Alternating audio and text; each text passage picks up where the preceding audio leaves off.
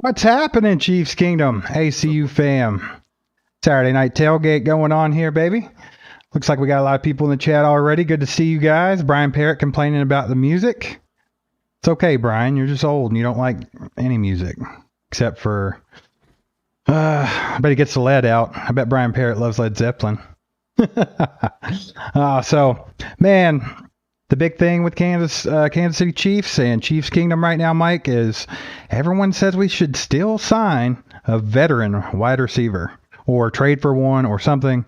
Do you think it's necessary? Because right now, the way it's looking, we got a good receiver room, but Kadarius Toney's projected to be the wide receiver one.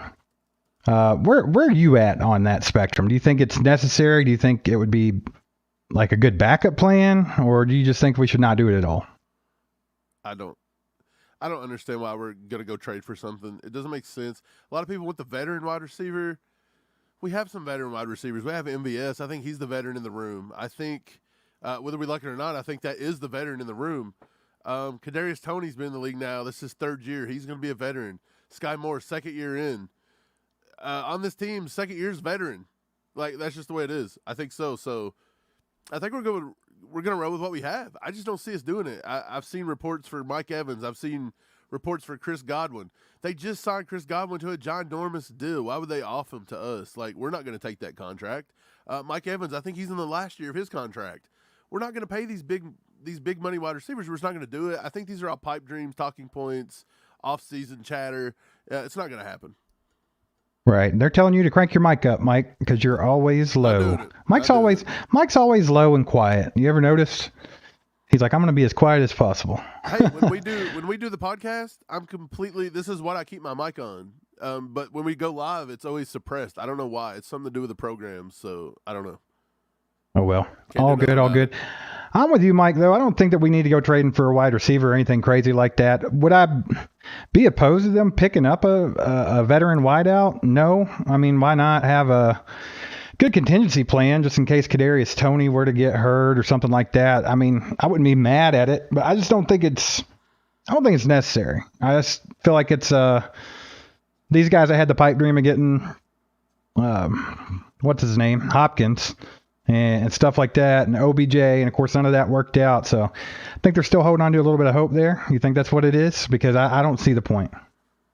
Yeah, pretty much. D-Hop could still be probably dropped. There's a few wide receivers that may come available before the offseason's over with. We're still not even to anything of significance right now. So there's going to be some players come available. Sure, Brett Veach will do his due diligence on them. I just don't know if it's going to be anything that we're going to actually see pan out here in Chiefs Kingdom. So it is what it is. I think we're probably right where we're going to be, and this is what we're going to have going into the season. I really don't think – I think it's going to be pretty much what we have right now. If there's somebody else, it's going to surprise me, to be honest. I think this is what we're going to roll with. Right. That's where I'm at. Let us know in the comments what you guys think about it. I know a lot of people really want to get another one, but I'm just not on that train, so – let us know if you guys are, and let us know why, if you do think we need to grab a receiver. Looks like we got a good amount of people starting out here. Got Stephen James in the house. What's going on, Steve-O? Farquad's here. Chief for 65, Toss Power Trap in the house. What's going on? Julia, Brenda, Lego, Chris Wright in the house. Brian Parrott, Shane Boring, Cindy.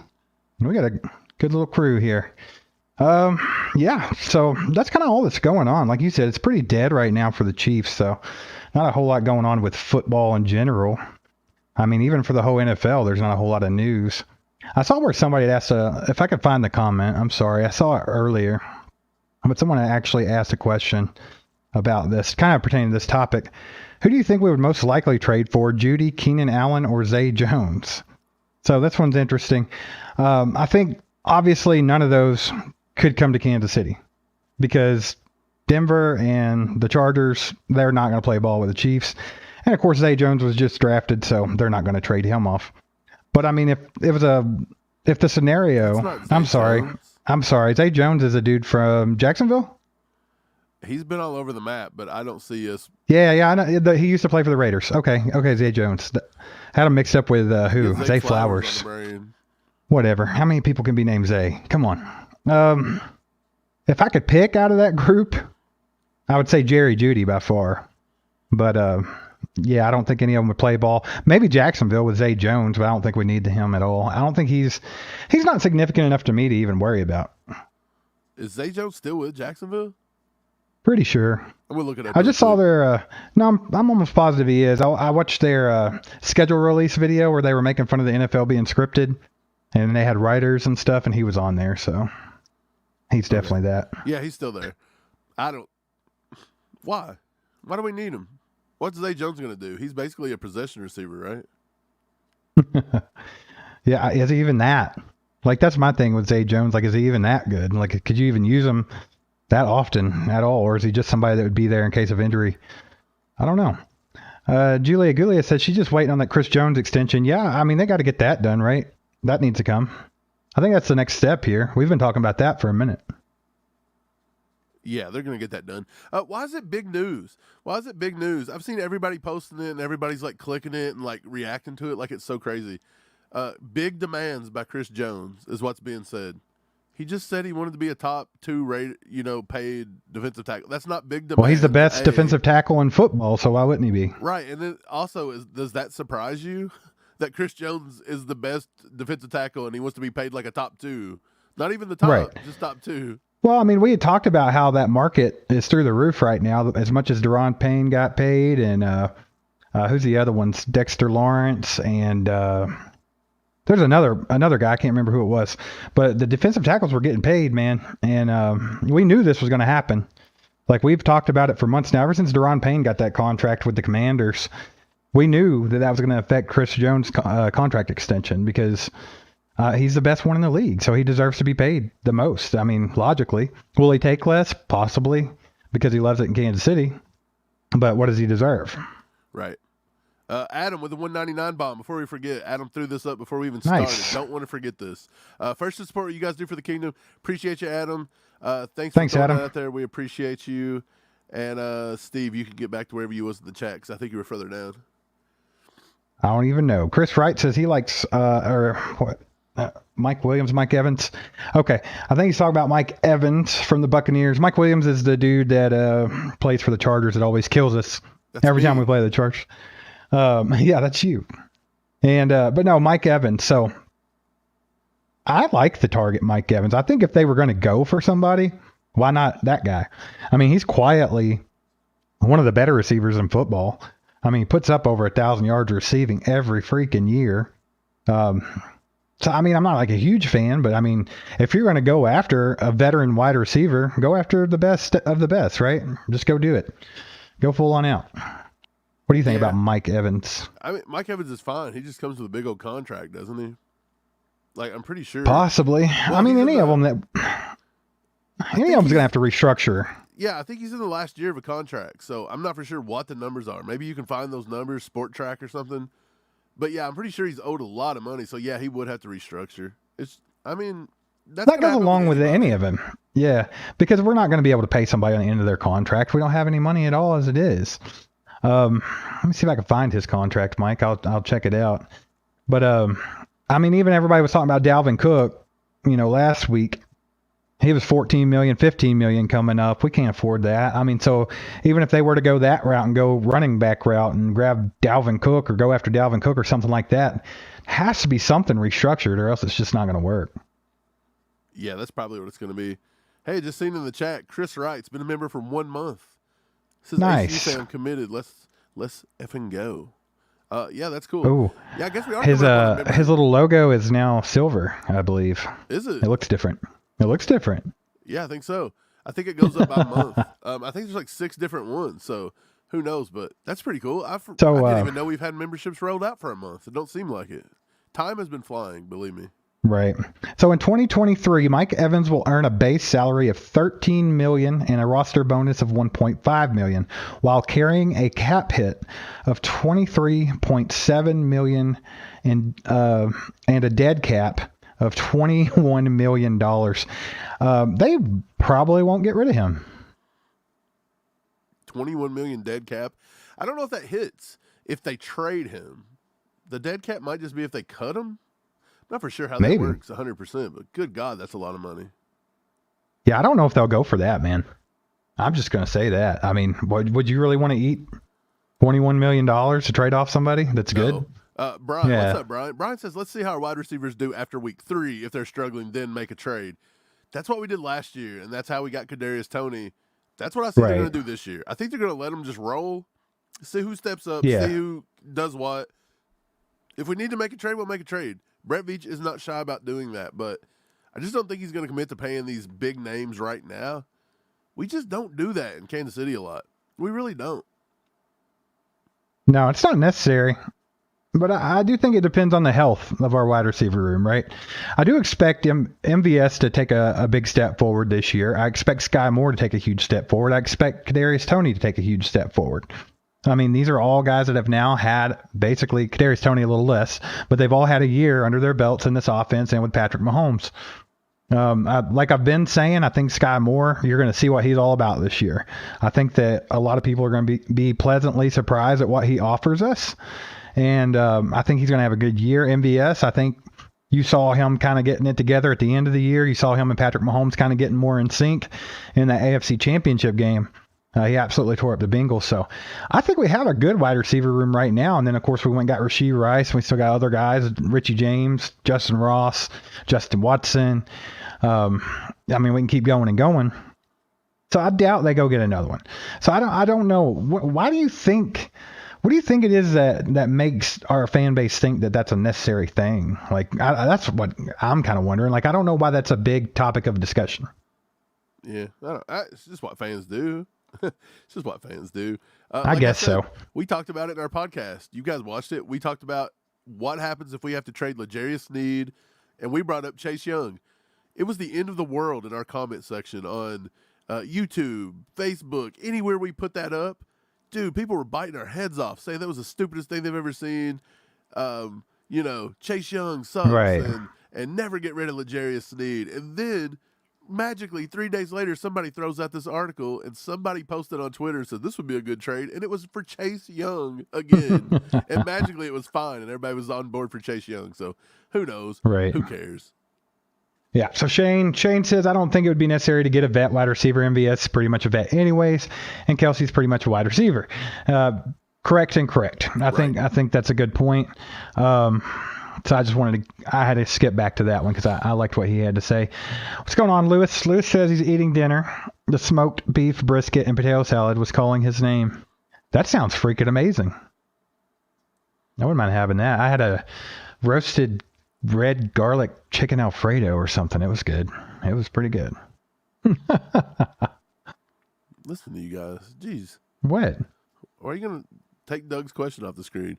Doug says, I didn't see it. Do you think if we don't have a fullback this season, will it be 7 wide or at least 10 OL? Your thoughts? Yeah, I don't think he's going to keep the fullback this year, and I think you may have to keep 7 wide. I think if you don't keep 7 wide, you may not have Justyn Ross here. I'm just saying. You might not with 7. Let's be honest here.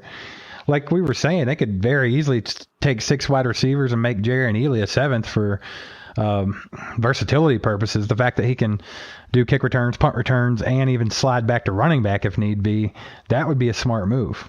That would help the running back position and the wide receiver position and special teams. So if say they were to go 7 receivers, he might be one of them.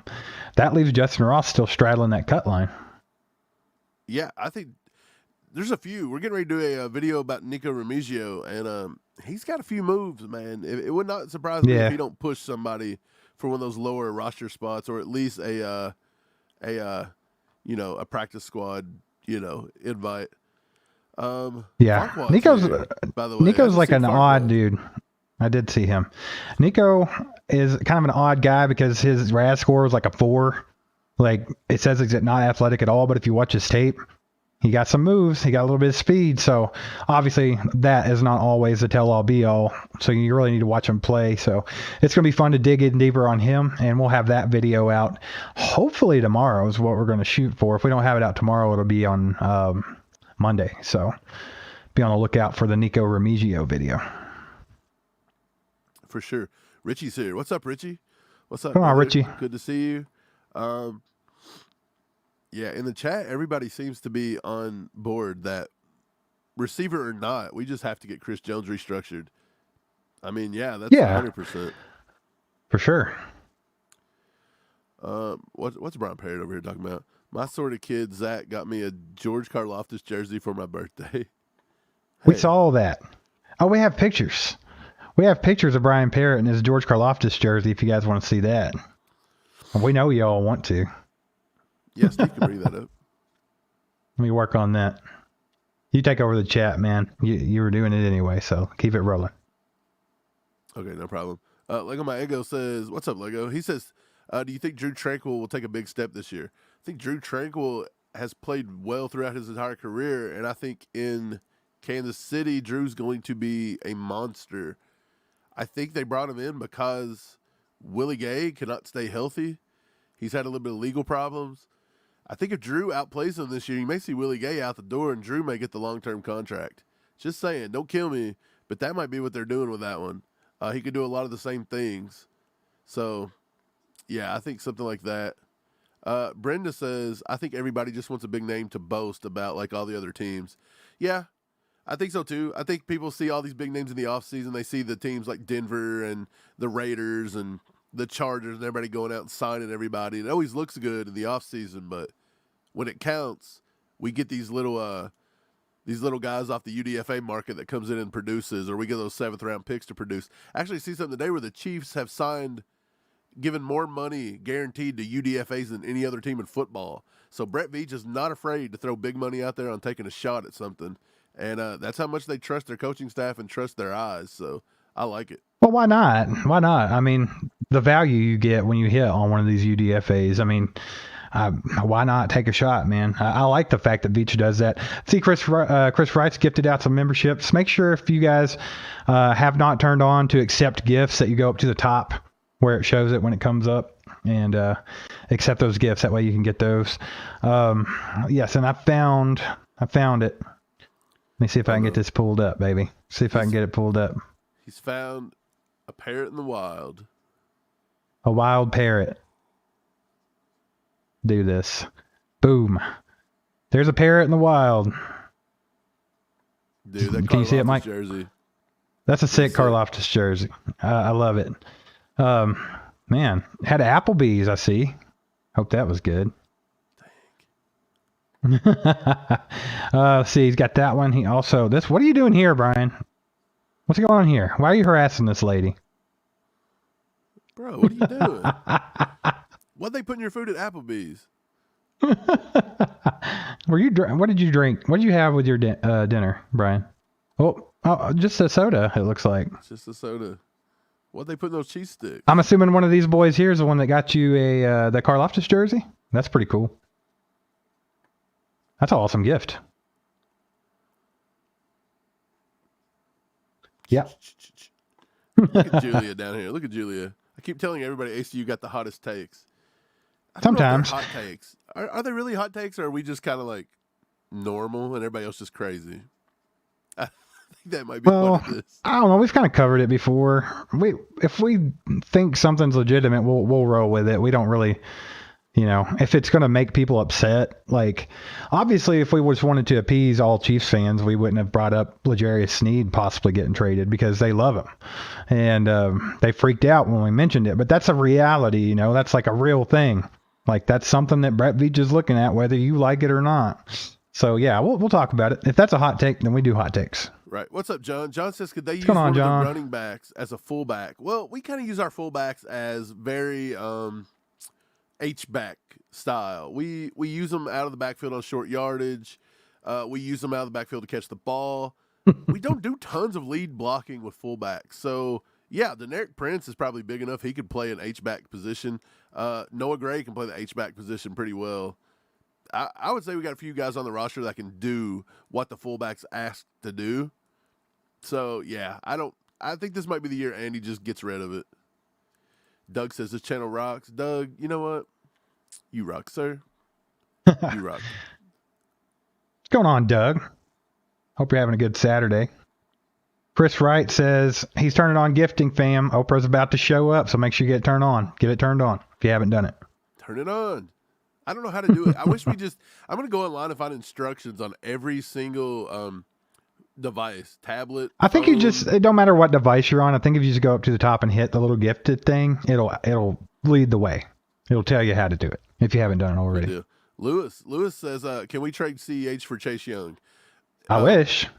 Yeah, would we all? I would force that trade through on Madden, and I would act like I was better than Brett Veach. And I'd be like, look, why can't Veach pull this off? I think CEH could be in a package because, I mean, that's a good landing spot for him over there with Bieniemy and their running back situation. We've talked about that before, Mike, with their running backs not being all they've been hyped up to be so far. Of course, Brian Robinson still has time to be good. He was a rookie last year, and he dealt with the whole shooting thing, so he has a chance. But, yeah, they could use Clyde, and maybe we could package him up. But I think more than likely, I feel like they would want L'Jarius Sneed in a deal because we were talking about their corners as well. They could definitely use a vet corner. Right. Brian said no one wanted to see the big red blimp. Brian, you know what? You ain't that big, bro. Like, you're just out here. No, not at all. Who cares? Who cares? You know what? Who cares? I think you looked like a strapping young lad there, Brian. Right. Hey, as long as you got Chiefs jersey on, you look good. If you would have had a Broncos jersey on, I'd have been like, look at that dude over there. I'm going to go punch him. No, we ain't doing that. He's a handsome young man in the George Karlaftis jersey. Right. That's what I say. Happy birthday, by the way. You turned 56 and got a Karlaftis jersey on your 56th birthday. Is that what happened, or did I read that wrong? Because if that's kind of cool if that's how that worked out. For sure. Missouri Sports Network is in the house. He says, howdy, y'all. What is up, brother? Come on, my man. Dude, I tell you. Have we shouted out Gary today? Gary's here, too. What's up, Gary? I see you in the chat. I think you said something. I missed your comment. Come on, Gary. My friend. Gary's always here. Yeah. You can bank on that. What's up, Shaft? Shaft says, but Willie Gay just broke a vacuum. Nothing worth cutting. No, we're not going to cut Willie Gay. No. When it comes contract time, though, they may take that into consideration. Surely not, though. I feel like that's a non-issue. Well, here it is. Teams are always looking for a reason to try to swindle you on some money. Look, any job. If you show up late once out of 50 years at your job, that's the one thing they're going to harp on when you ask for a raise. You remember that one time back in 1976 when you got here 4.5 seconds late? Yeah, that's what they're going to do. So, you remember when you broke that vacuum, Willie? Do you remember that? Dust busters are hard to come by, William.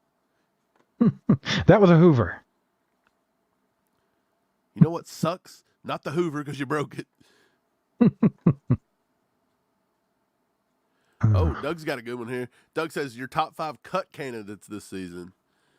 So like baby. Established guys that we think could get cut. That's a tough one, actually. Hot take. I think Justyn Ross is on that mark. I think he could be. If he don't come out and he don't kill it in camp, there's a lot of wide receiver competition here. So he might be on that line. I wonder how much money they gave him as a UDFA, so that could play into it too. Right. I'm just saying, he's right there somewhere. Honestly, man, this is a really tough one. It is. None of them, like, usually when you think about something like this, somebody pops to mind. But you're asking for top 5 candidates, and I can't even think of one right now that's a big obvious one. No, I'm just going out. Clyde could also be a cut candidate. But why would they cut him? We've talked about that. I don't think they will, per se, but if you get down to the end of the roster and Clyde's just not really showing that he wants to be the backup fiddle and he don't want to play that role and they maybe want to take another wide receiver. I'm just saying he could be there. He's not untouchable. Josh Kando, probably. Josh Kando's definitely that's one. There you go. That's a good one. I think he'll be gone. Malik Herring. Yeah, Herring's got a good some of them shot. cats.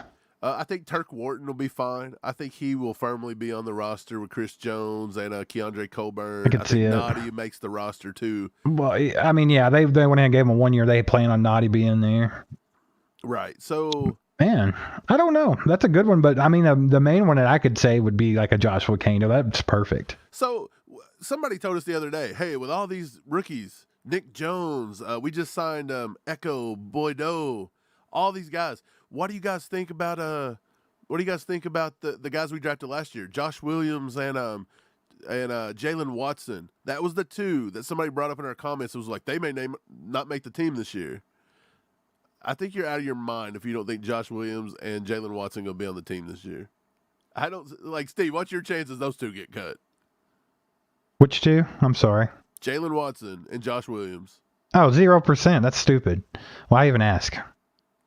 Because people asked us. I don't know. Well, I'm sorry whoever asked that, but we said there could be no stupid questions. But you're straddling the stupid question line. Well, it wasn't a question. It was more of a comment. Okay. It was left on our video about, Okay. I thought someone had said that, and I was like, oh, no, I just made fun of them. Chris with the 5 gifted, so make sure you guys got that turned on. That way they can get distributed.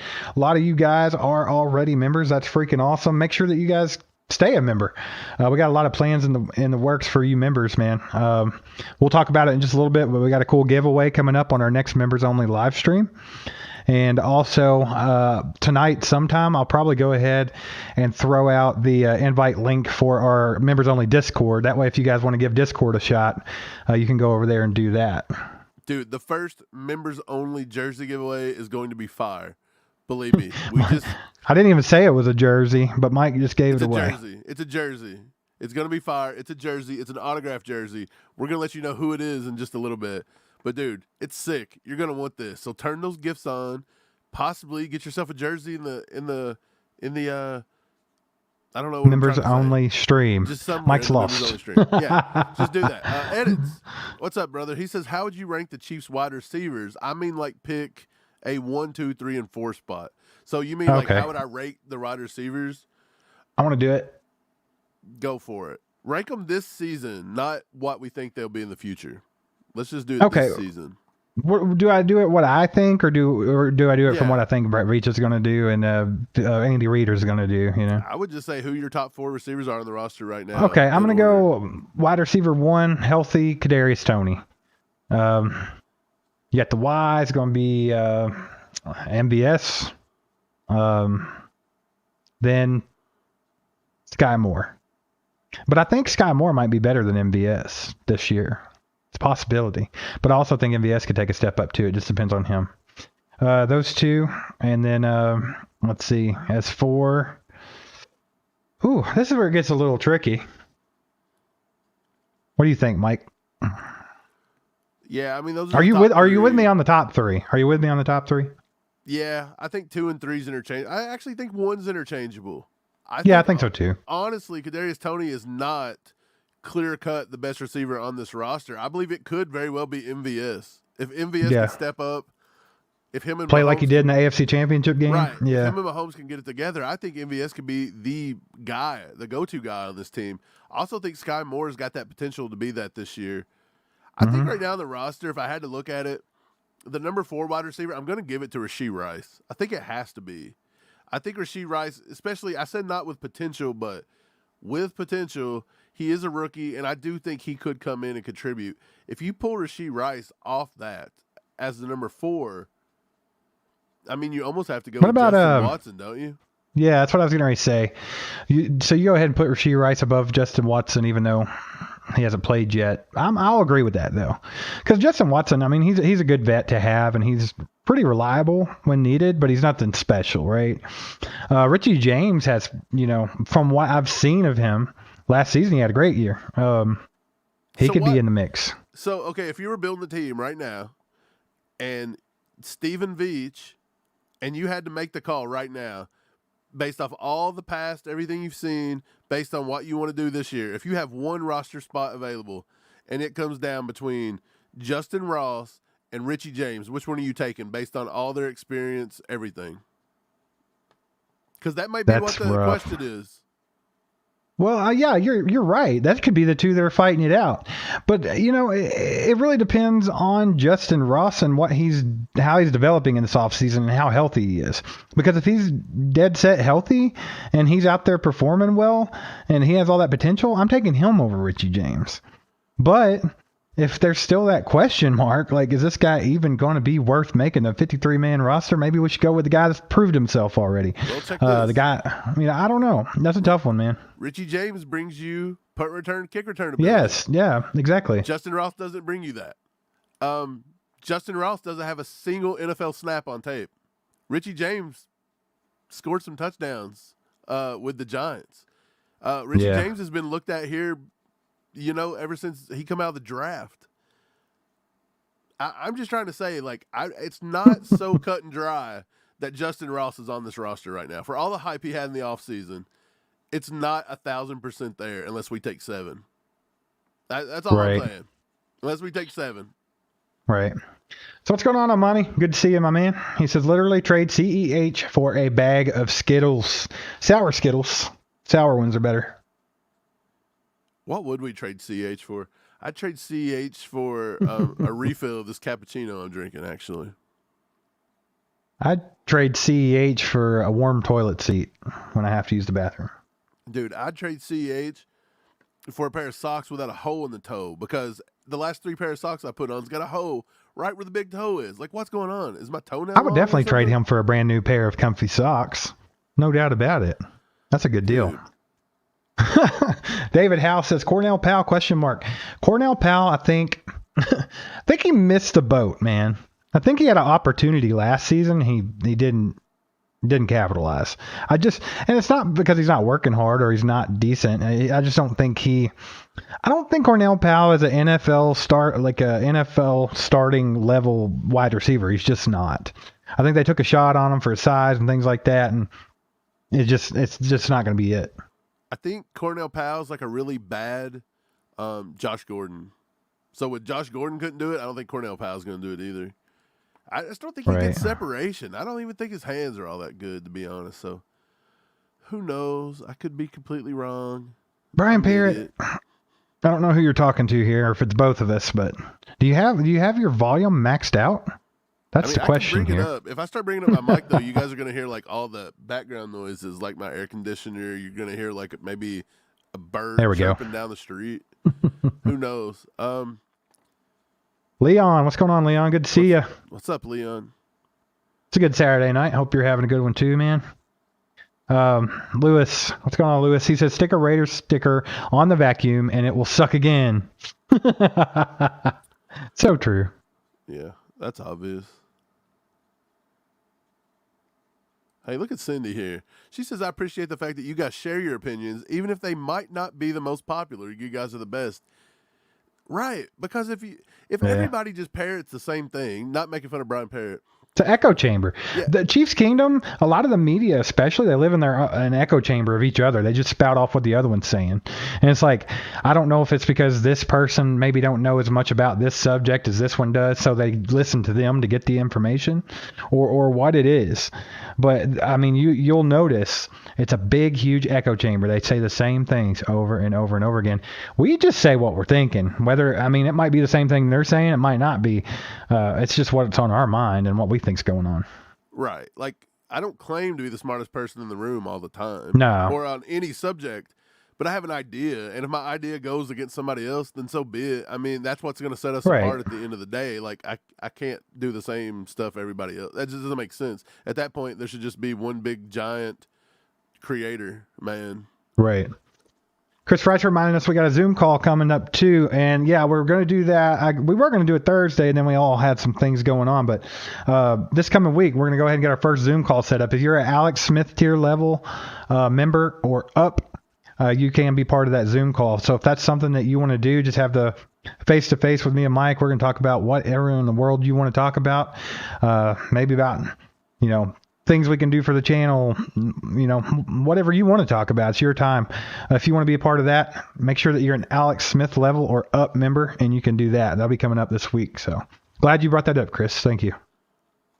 Full show. And look what we got coming up too, right here. Boom. Chris Wright with a 20 A 20 bomb. He says, okay, here we go. He says, KT, MVS, Skyy, and Rice, which was our top 4. Right. Justyn Ross, Justin Watson, Richie. And Richie James. So again, you're taking 7. You're taking 7, which is what I said. I'm not opposed to that. Who's your guy, Chris, though? If they say, hey, we're only taking 6, we're just taking 6. Who's the guy you're dropping off that list? I think he put it in order. I think he's going to say Richie James. So I think he put it in order. Take Richie James off the list. Okay.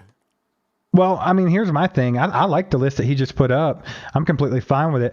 Personally, I do want to see what Richie James can do in this offense. I am interested in that, so that piques my attention.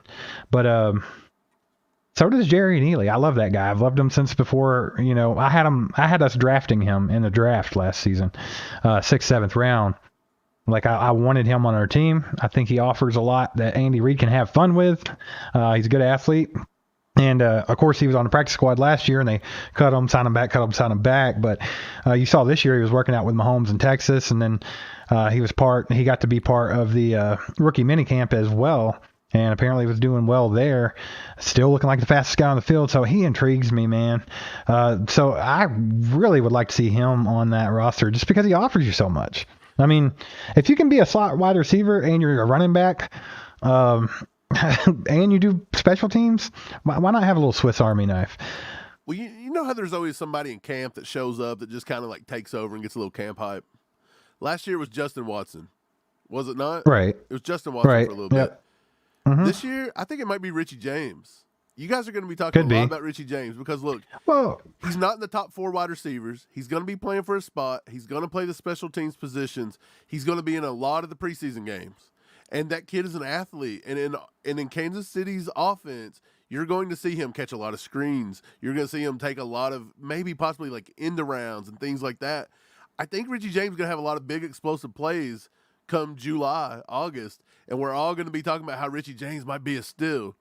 And again, maybe, but I think Richie James is going to be a little bit higher up on that board than we think. I think this all comes down to, is Justyn Ross capable of finally getting on the football field and showcasing some of the hype? And if he cannot do it, his time in KC could be over by the end of the year because we can't afford to keep him just to keep him. I mean, if he's I mean, they can slow play him. I think they had him as a slow play anyway, Mike. So I don't think they'll be like jumping the gun to cut the guy or anything. But I mean, you're not wrong. This is a guy that could get cut easily. John Ross, Curtis. What's going on, Curtis? He says we have not heard anything from John Ross. Exactly. And here's the reason why, man. John Ross has done nothing in his career that makes us think that he can be a legitimate good wide receiver. He's just fast. He was great in college, and he had like a couple of plays here and there with the Bengals. And, I mean, he stays injured. That's another problem with him. And I just don't think he never reached his full potential. And I just don't think he's going to make this team at all. He could be somebody cut. Right. Yeah, I hear you.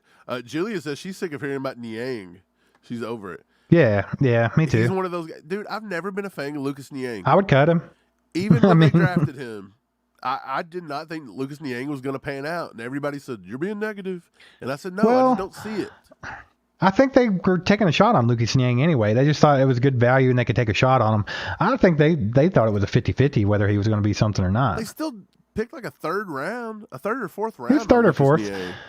Right. But I mean, if he would have worked out, then you had your right tackle. It was totally worth it, right? But I don't know, man. If I hit the lottery, I wouldn't be poor. Like, let's figure it out, Brett. Get it to go. Hey, Brett Holloway's here, Steve. He says hello. What's up, Brett? What's up, Brett? What's going on, Brett? Hope you're doing good, man.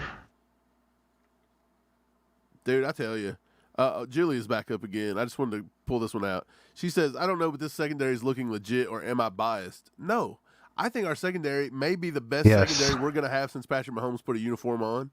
This is the best secondary probably in the entire Andy Reid era. In my opinion, I think we could be. I'm loving the way I'm loving the way the defense is shaping up. So you're not being biased, Julie. I think that the potential for them to be a top 10, top 5 defense is very, very good.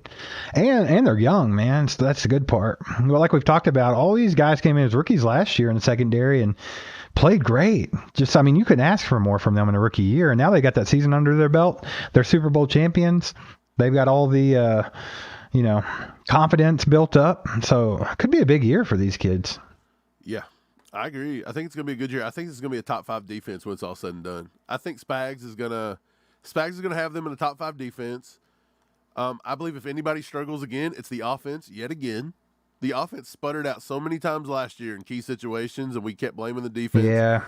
But I believe the offense has a chance to still sputter out. If Andy gets out of this season, it's play calling, right? Yes, if he stops relying on our running game again, he starts going to the receivers, and we don't have a lot of big receivers, and maybe we even take some injuries to our receiver room, we could get in some of those funks over a few weeks. And we've already seen where the NFL's screwing us with all this short rest. And, dude, what a brutal schedule we got. So, by the time you get to the Green Bays and the easy win games, what happens if we're dealing with injuries?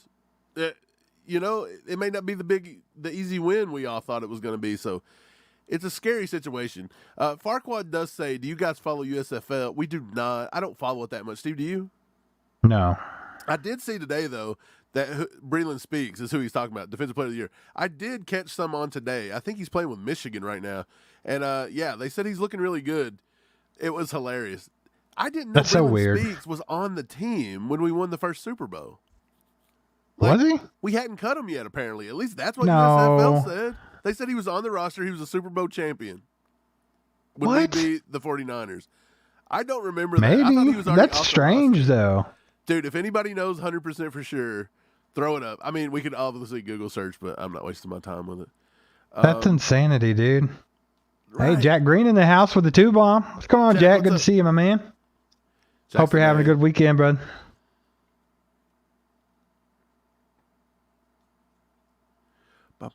Julia still says she is rooting for Jody Fortson. Julia's a big Jody Fortson guy. I can tell. Yep. We like Jody Fortson. I really do. I'd love to see it. He's got to get these injuries under control. I'll tell you a funny story, just really random. Our hometown is probably 45-minute drive from where we live now. And I go there. I have 2 kids that I pick up from there every other weekend. So I drove down to get them probably about a month and a half ago. And I had to stop and get gas, and I saw a guy that I knew at the gas station because we grew up in a smaller town. So it's one of those things where you almost know everybody when you see them. Well, he yelled at me, and he was like, "Man, I thought about you. I thought about messaging you the other day because," he said, "I know you're a Chiefs fan."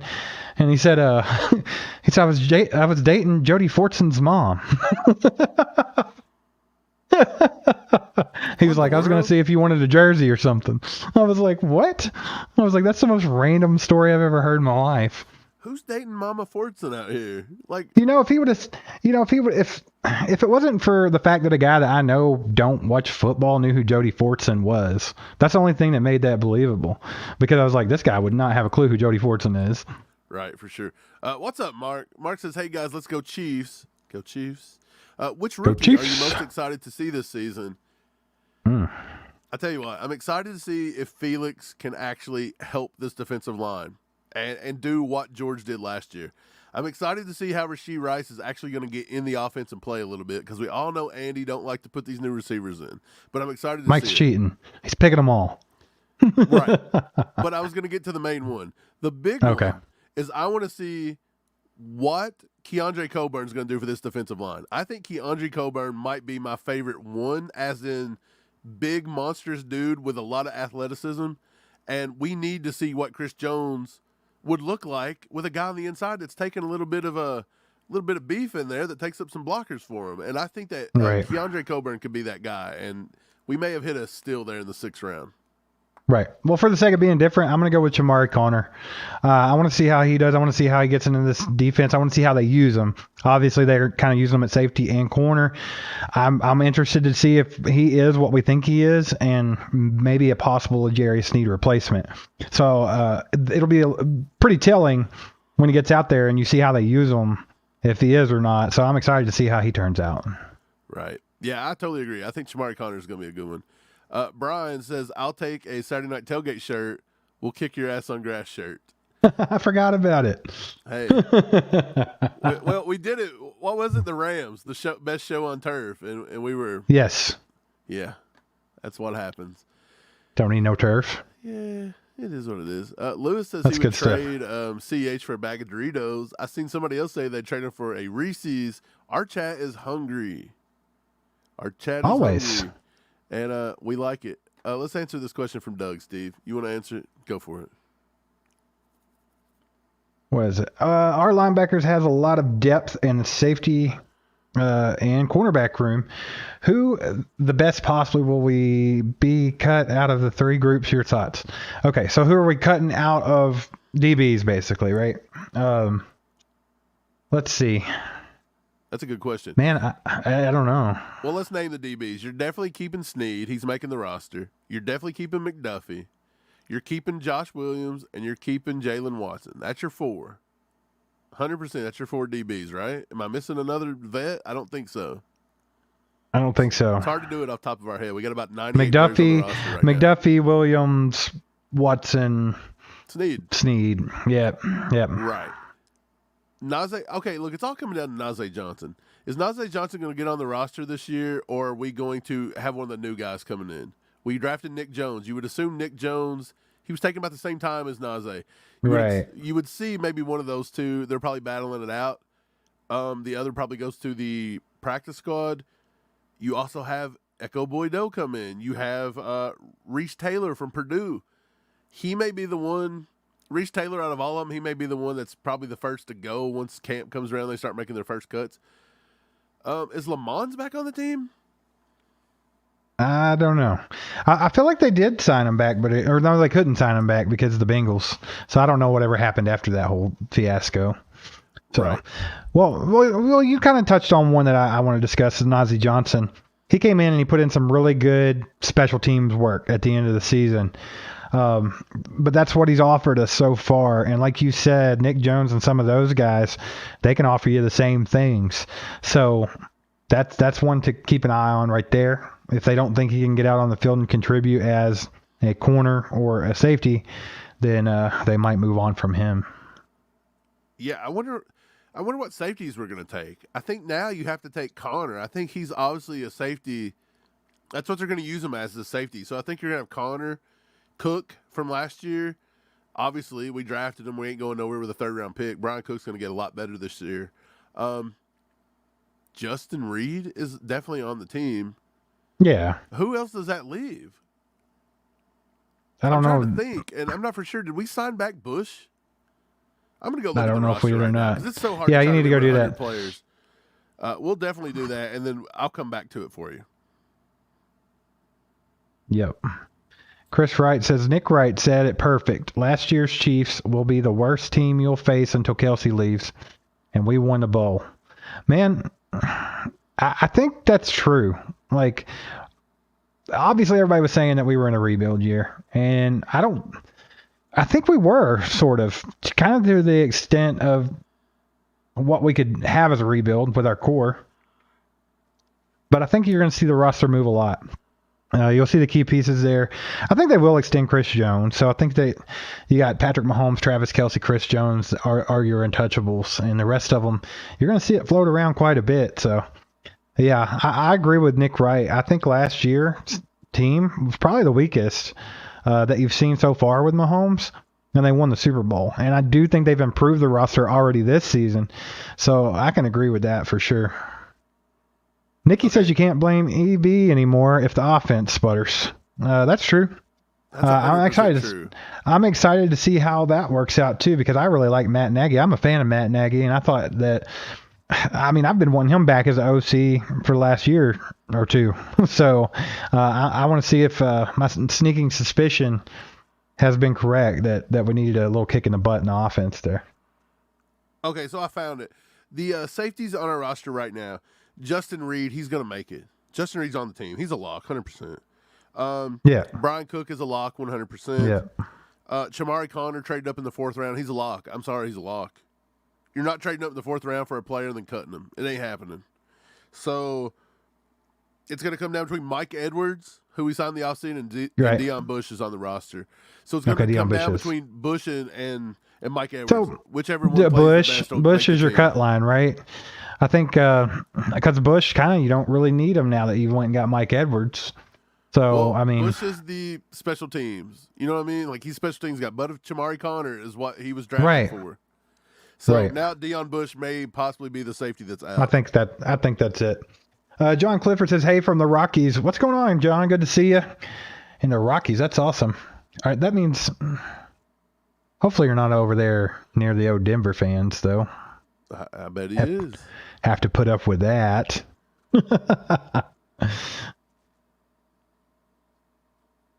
Missouri Sports Network said Speaks was on the team. I remember. So Speaks is a Super Bowl champion. That's so freaking crazy to me to think about. Like, I would have never, if someone would have asked me that, I'd have been like, nah, man, he wasn't on the team then.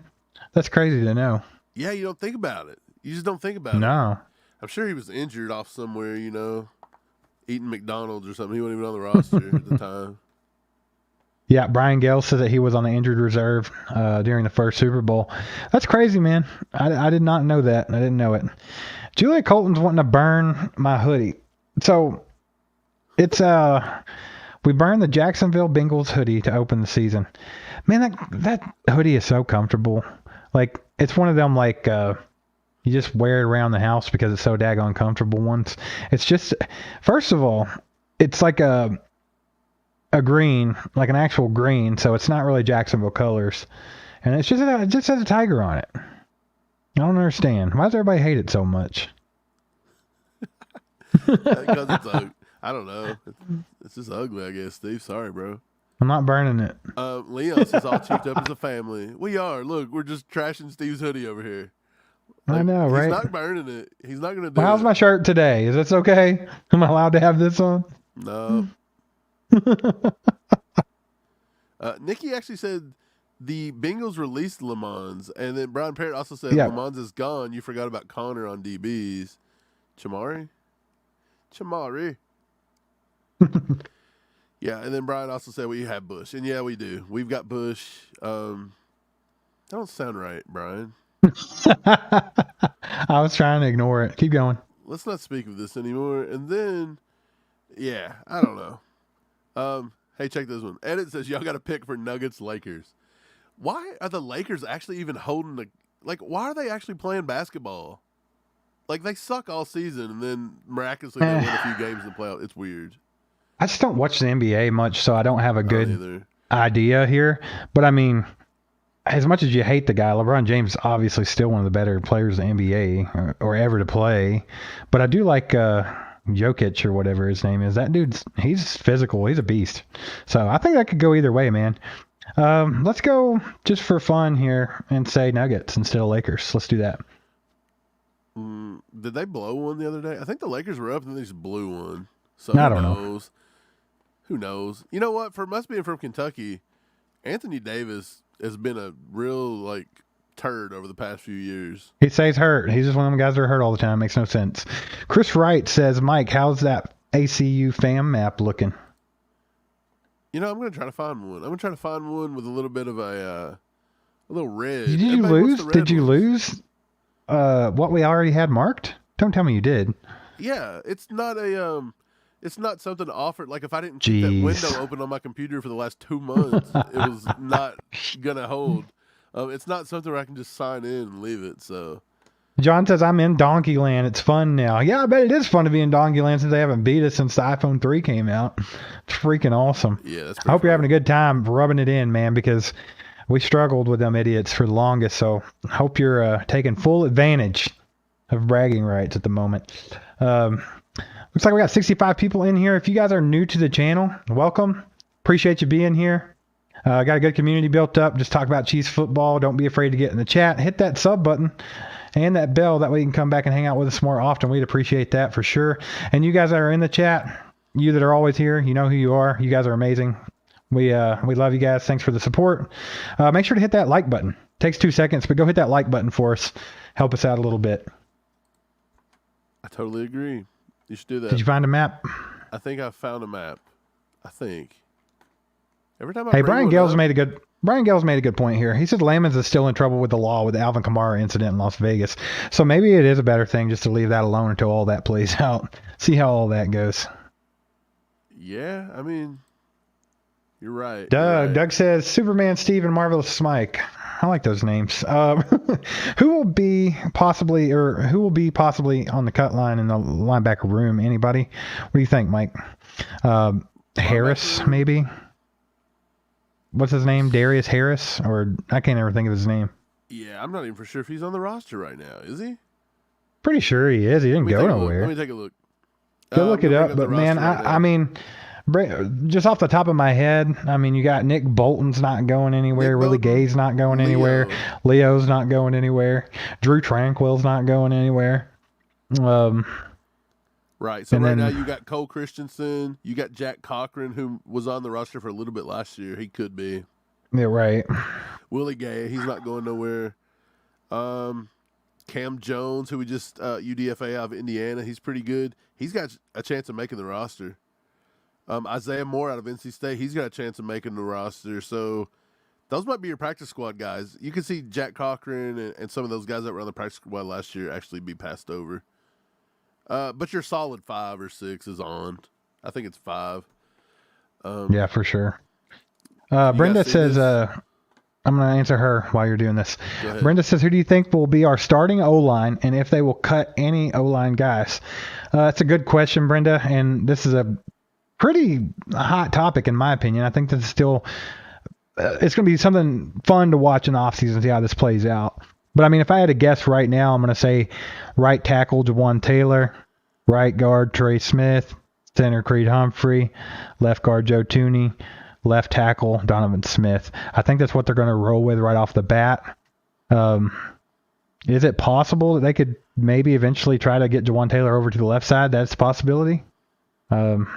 So, yeah, I could go a lot of different ways. We have really good depth. We just got Wanye Morris in the draft.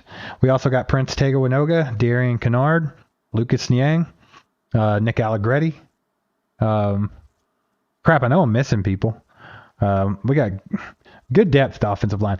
No one springs to mind, though, when I think about cutting any of them. So I just think that you need that offensive line depth, because if you don't have really good depth with the offensive line, you could end up in a predicament like you did against the Bucs in the Super Bowl, where people go down at the wrong times and then you're just screwed. Right. But Prince Tega-Winoga, he made the roster last year, right? He actually made he did. 53-man. Yeah, he played a little bit. So that's what I'm saying. I think they'll probably keep him. Wanye I think Morris so is too. going to be on the roster too. I think Allegretti's I don't think they cut any of them guys. I don't think they're cutting Kennard. I don't think they're cutting any. I just think that it's way too much depth, especially the fact that Creed Humphrey and Trey Smith contracts are coming up. Joe Tooney's as well. He's on a huge contract. We're going to have to pay out our butt for him. So he's somebody that could be on a cut line. Or maybe a trade or something like that. But I think that's kind of where we're sitting at with it. Brenda, I can't think of anybody off the top of my head that would just be a obvious cut on the offensive line. But I do think that's where they're kind of starting with the offensive line as far as the players go. And they might move it from there, depending on what happens over camp and preseason and everything. But I think that's the starting point. I hear you. Okay, I've got the map on the screen, guys. I know we have Texas in the house. I know we have Colorado, Kansas, Missouri, and Kentucky in the house. And there is 67 people in here. So drop it in the comments where you're watching from. See if we can get this map filled up. I don't know if we can do it, but I think we got a chance. We got a chance. We always have to go ahead and put Hawaii on the board because there was somebody from Hawaii here. We obviously had all these too. I know we did. We had this whole entire thing going. So I'm going to go ahead and put the same ones that I know we have. The ones I know we've hit before, we're putting them down. So I'm pretty sure we had Louisiana, we had Arkansas, we had Tennessee, we had Georgia, we had Oklahoma.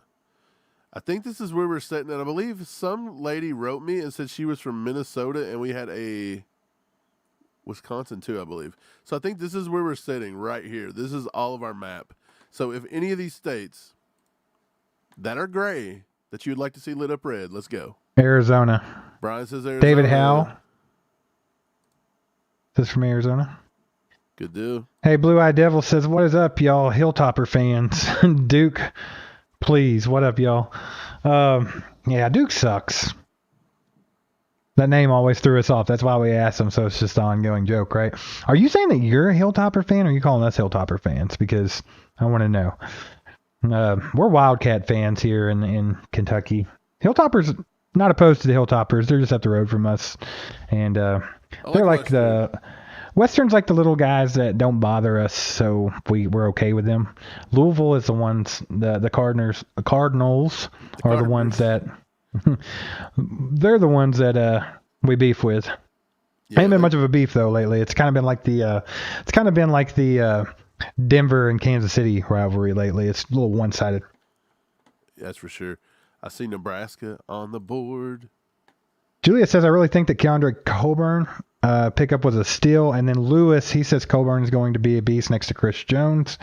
And I saw somewhere else, Leon says that Coburn is going to be our new sack monster or master. I think that there's a good chance, man. He had his best year rushing the passer in his last year at Texas. So he's coming off of that. And I think that he could prove to have more pass rush than people think. He's also the big guy that can plug up the run. So I love that pick. So I'm right there with you guys. I think it's going to be fun to watch and see how he goes.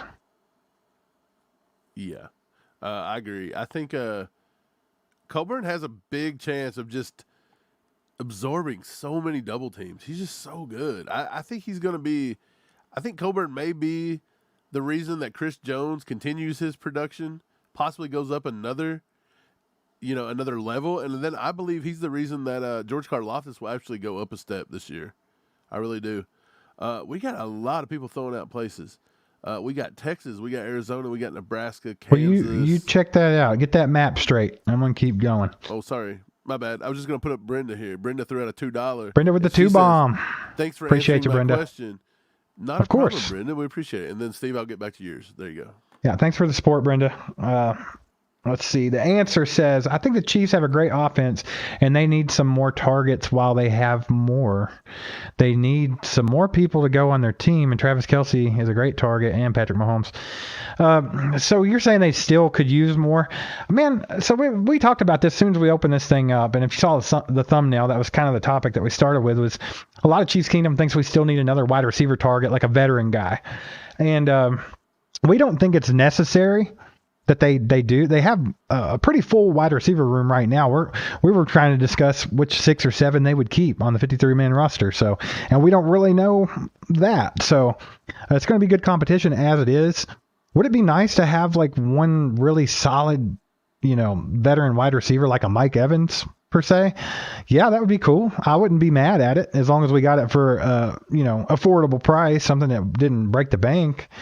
I would be okay with it. I mean, could you imagine a Mike Evans on the team with Patrick Mahomes? I mean, it would be crazy.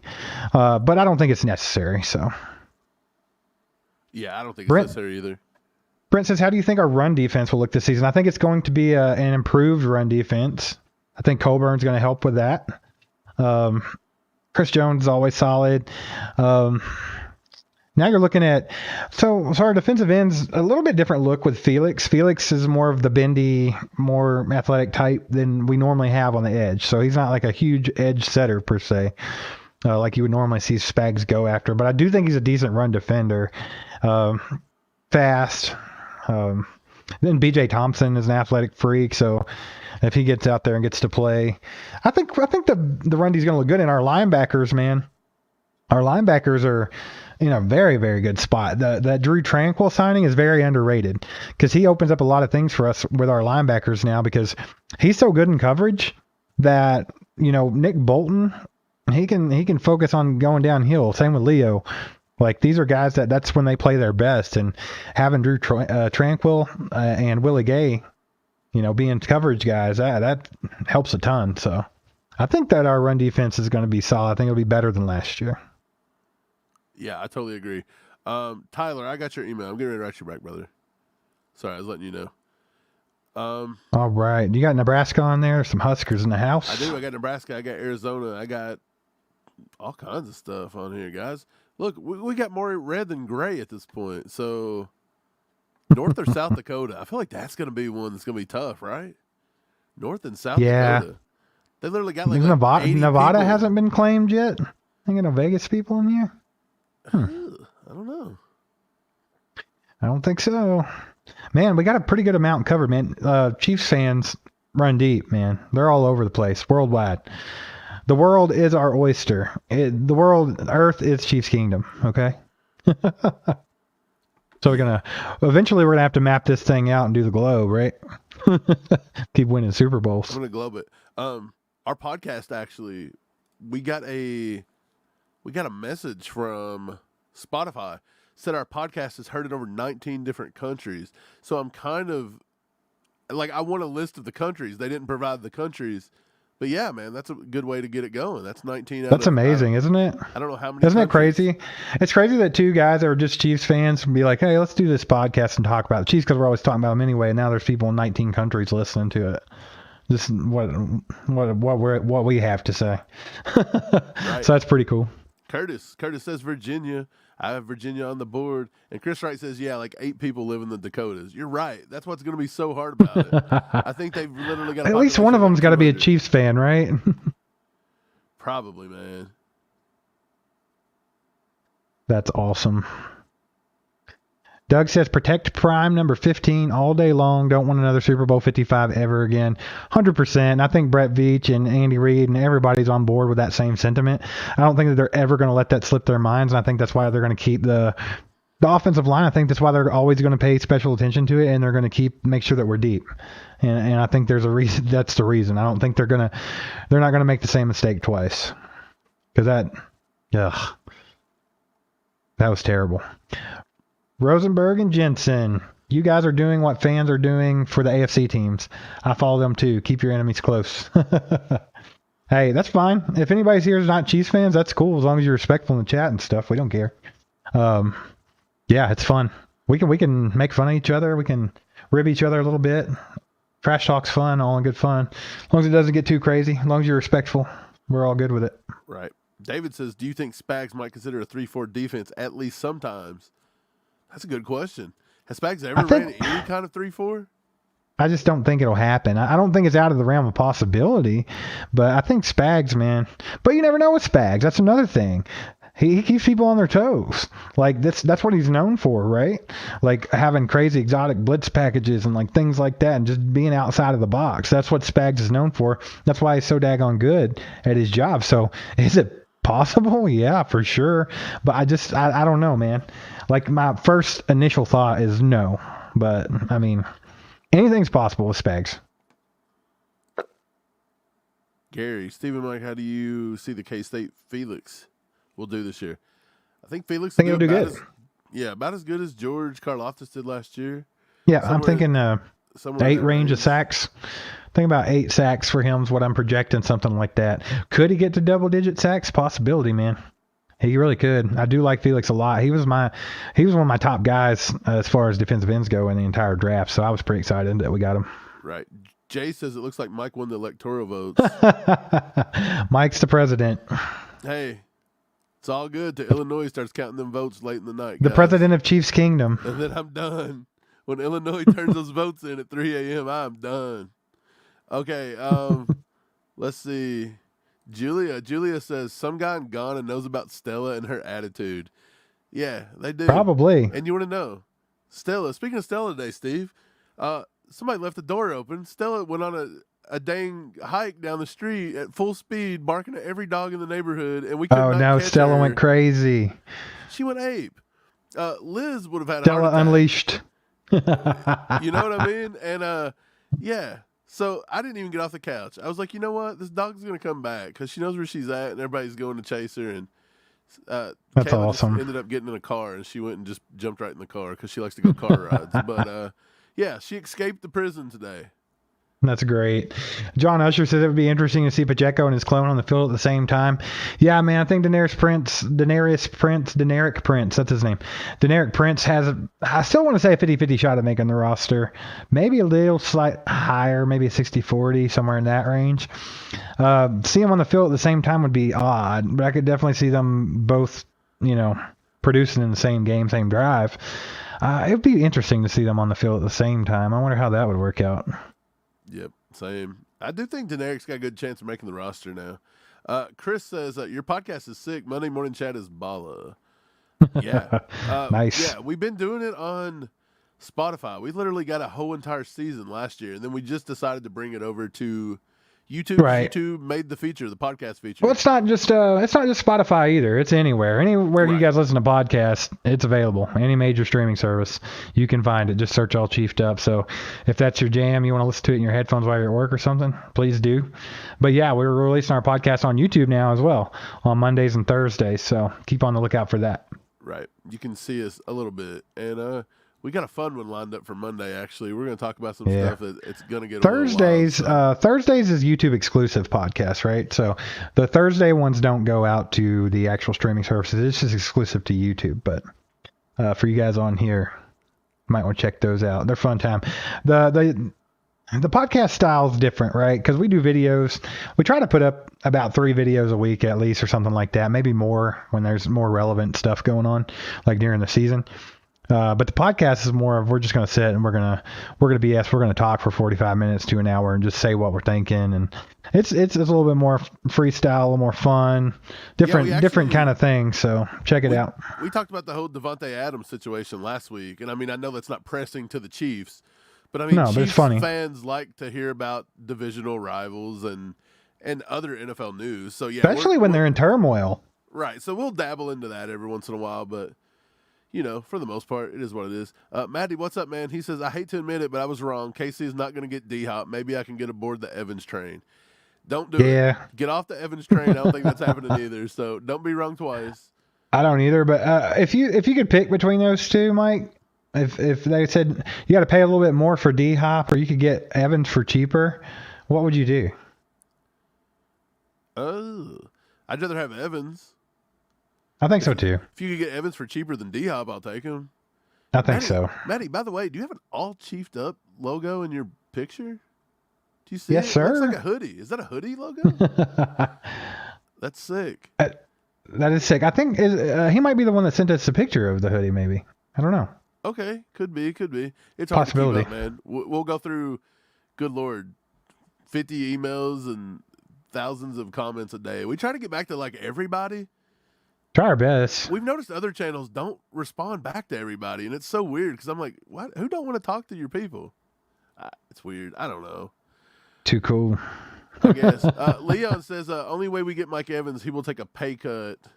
Right, exactly. Yeah, and what's a ring? Yeah, for sure. And he's already got one ring, so, I mean, he won't necessarily be ring chasing because he got one. So. Yeah.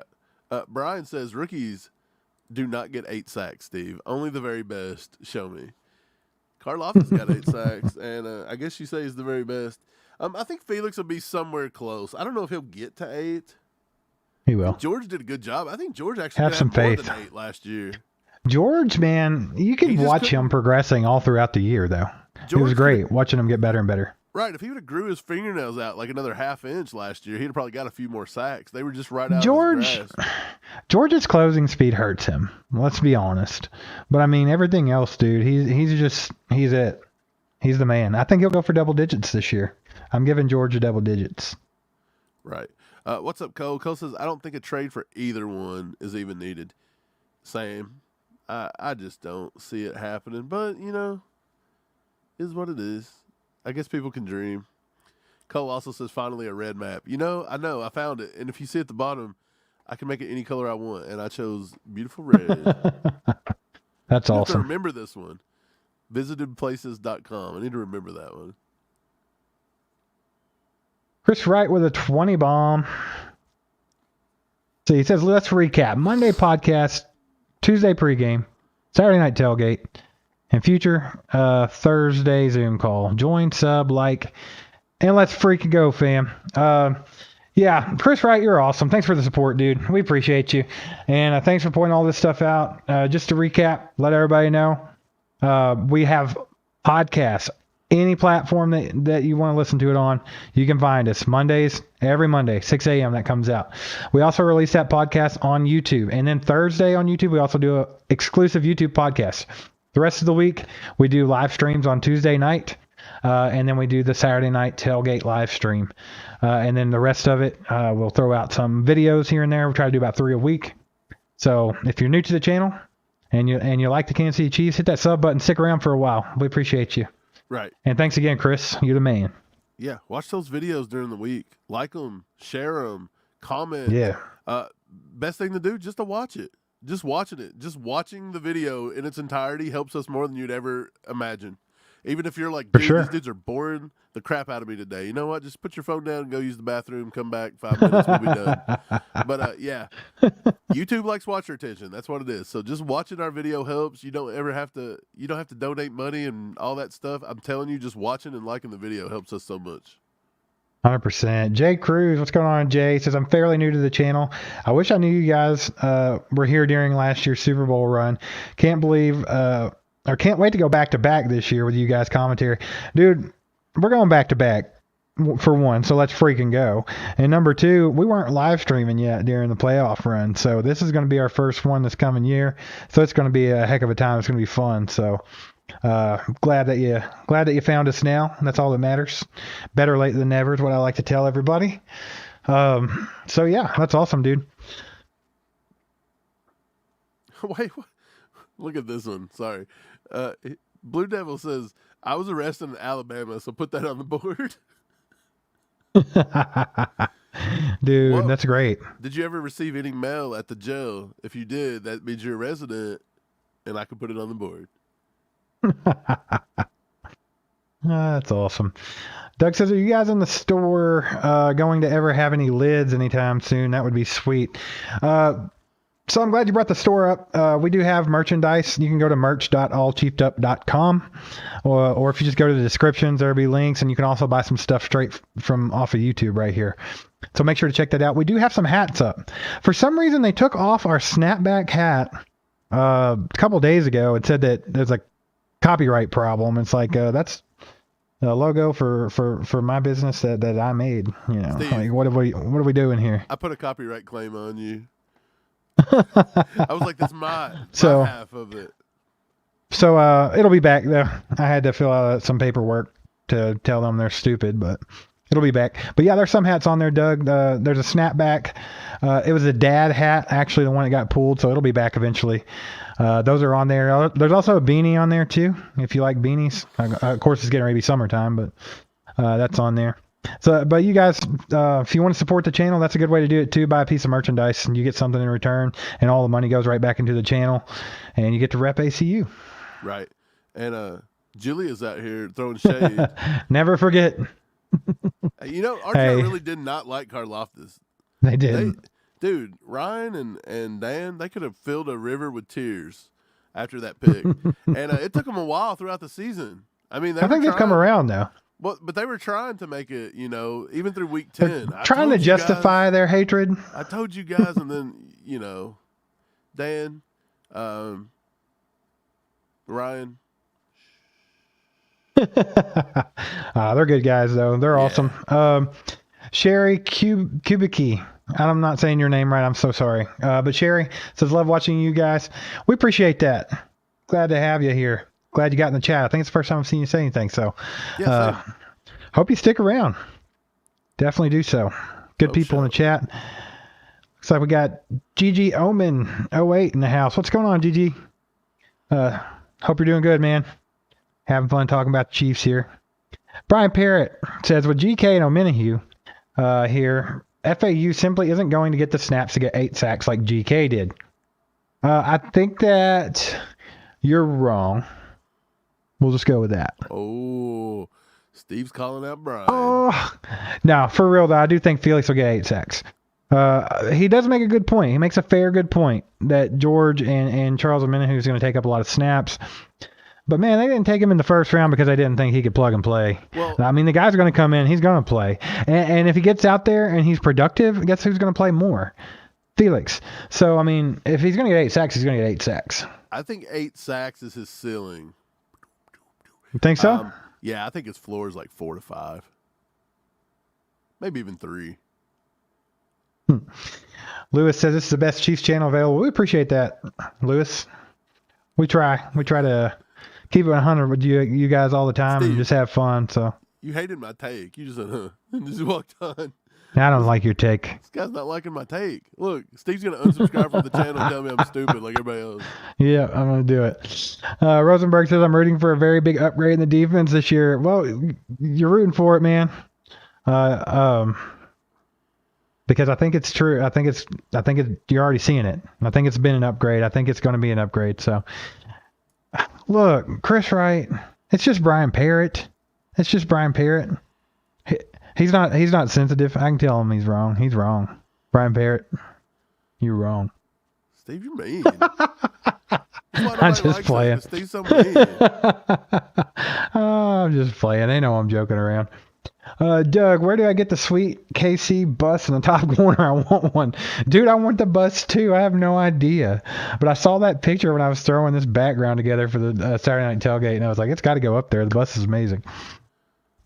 That's gonna be the focal point of this background here is this amazing Chiefs bus. Hey, does anybody know if we did a Saturday night tailgate live in Arrowhead throughout the season, just done it in the parking lot, and everybody showed up and had a big cookout and done a live episode, you think that they'd kick us out?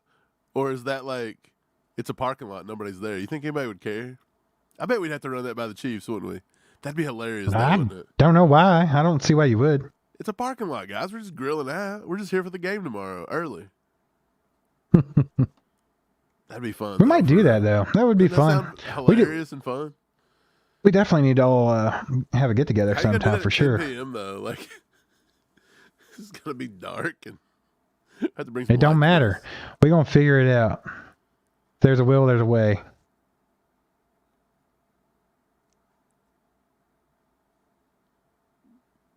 Gary's here. Gary says, "What's up, everybody? How's it going? What's up, Gary? Go on, Gary. Good to see you, my man. Dude, I think our map's about tapped out, man. I just don't think nobody. I don't know. I'm gonna go ahead and put Alabama down for the guy. What do we got? Joe. And you know, that's okay about the Alabama because Alabama should have been on there anyway. It had been on the last one. It's the Northeast. Where are your Patriots fans and stuff up there? That's the tough one. Because I'm pretty sure a lady had emailed me one time and said she was from South or North Dakota one. Do you remember the email I got, Steve? She was like, she watches our show. It was South Dakota, I think, or something. And, and she didn't write in the chat because they wouldn't let her because she don't have a channel set up. So, yeah. And I'm almost positive we've had a Nevada too. So, not Nirvana. I almost said Nirvana. Whatever. Hey, Brian says I'm mean with a cry face. It is mean. That's just how it is with Brian Parrott. You can't be weak with him or he'll steamroll you.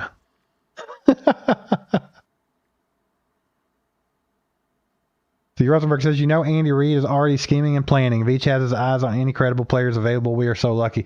Absolutely. I mean, they're going to do their due diligence on everything.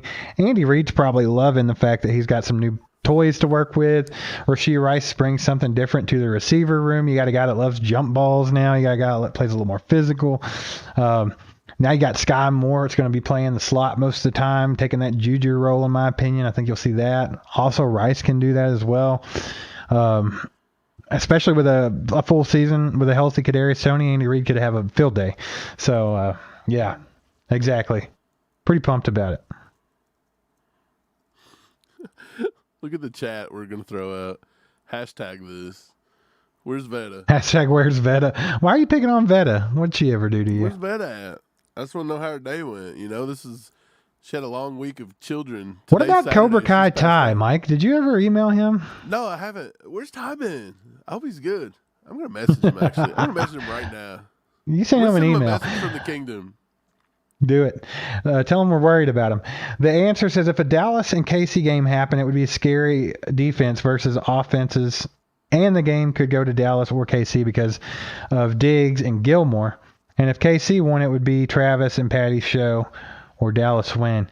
I don't think Dallas can beat the Chiefs. Answer. I just don't think they can.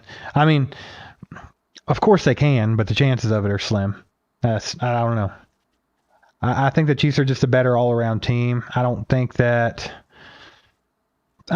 Prescott is the man. I just don't. I don't think he's even who they should stick with. David says the fact that we haven't won 4 out of 5 Super Bowls already proves that there is some luck involved in winning because we came within inches of going to two more. Absolutely. A lot of luck involved in there too, which goes back to the last comment that I was reading. Yeah, the Dallas could be the Chiefs, but it would take some luck, I believe. I mean, they do have a good secondary and stuff, but so have a lot of teams that the Chiefs have played. Chiefs offense is a juggernaut. Let's just get that right. With Patrick Mahomes and Andy Reid and Travis Kelce, that don't matter who you got back there. It's just tough to deal with. Jay Cruz says we may not need another wide receiver, but tell me that you wouldn't mind having Mike Evans catching 14 or 15 touchdowns for Mahoney. Yeah, dude, that's what I was saying earlier. I mean, if you could get him for the right price, I'd take Mike Evans all day because, dude, low-key one of the best receivers in the game, man. He's solid. Over 1,000 yards every season, just time and time again. So. Yeah, for sure. Chris Chris, what are you doing? There it is. Chris with the 25 bomb. What's going on? Oh my God. Live from the parking lot streaming ACU. Q&A with fans eating barbecue, sipping beers. Epic. Dude, we have to. And ask passing fans random questions. This is the thing. Me and Mike's actually talked about this before. We thought about doing this for our shorts where we just get out in the public and ask people stuff and just have fun with it. But of course, we're in an area where it's not very saturated with Chiefs fans, so a little difficult. But yeah, that'd be something to do. That'd be fun. Oh, the Titans. Did you see the Titans release where they did that on Broadway? It was hilarious. Yeah, that was hilarious. That was kind of my idea, and their social media team kind of took it. I thought it was kind of funny, but they killed it with the whole dun dun dun dun, and then they just put up the stupid names. That was pretty funny. But yeah, that was great. It would be awesome. I don't know how that works. I bet you to get a bunch of people in the parking lot at nighttime when the stadium's not open, they're not going to like that. So I don't know. That's probably not going to happen. But we could tailgate a game. We could just go tailgate the game, and everybody could meet up. Yeah, and then we could just kind of meet in the corner somewhere after the game and live stream while everybody's leaving the parking lot. I mean, it takes all you other people could not pay. Y'all could pay $20 for parking like a normal person across the street, and we'll pay the $70 for parking or whatever, and we'll have the spot allotted for you. We'll just set it up. Come on over. That'd be fun for real. Would be kind of funny. No doubt we'd set it all up and we'd have a rainstorm. We'll bring the rain.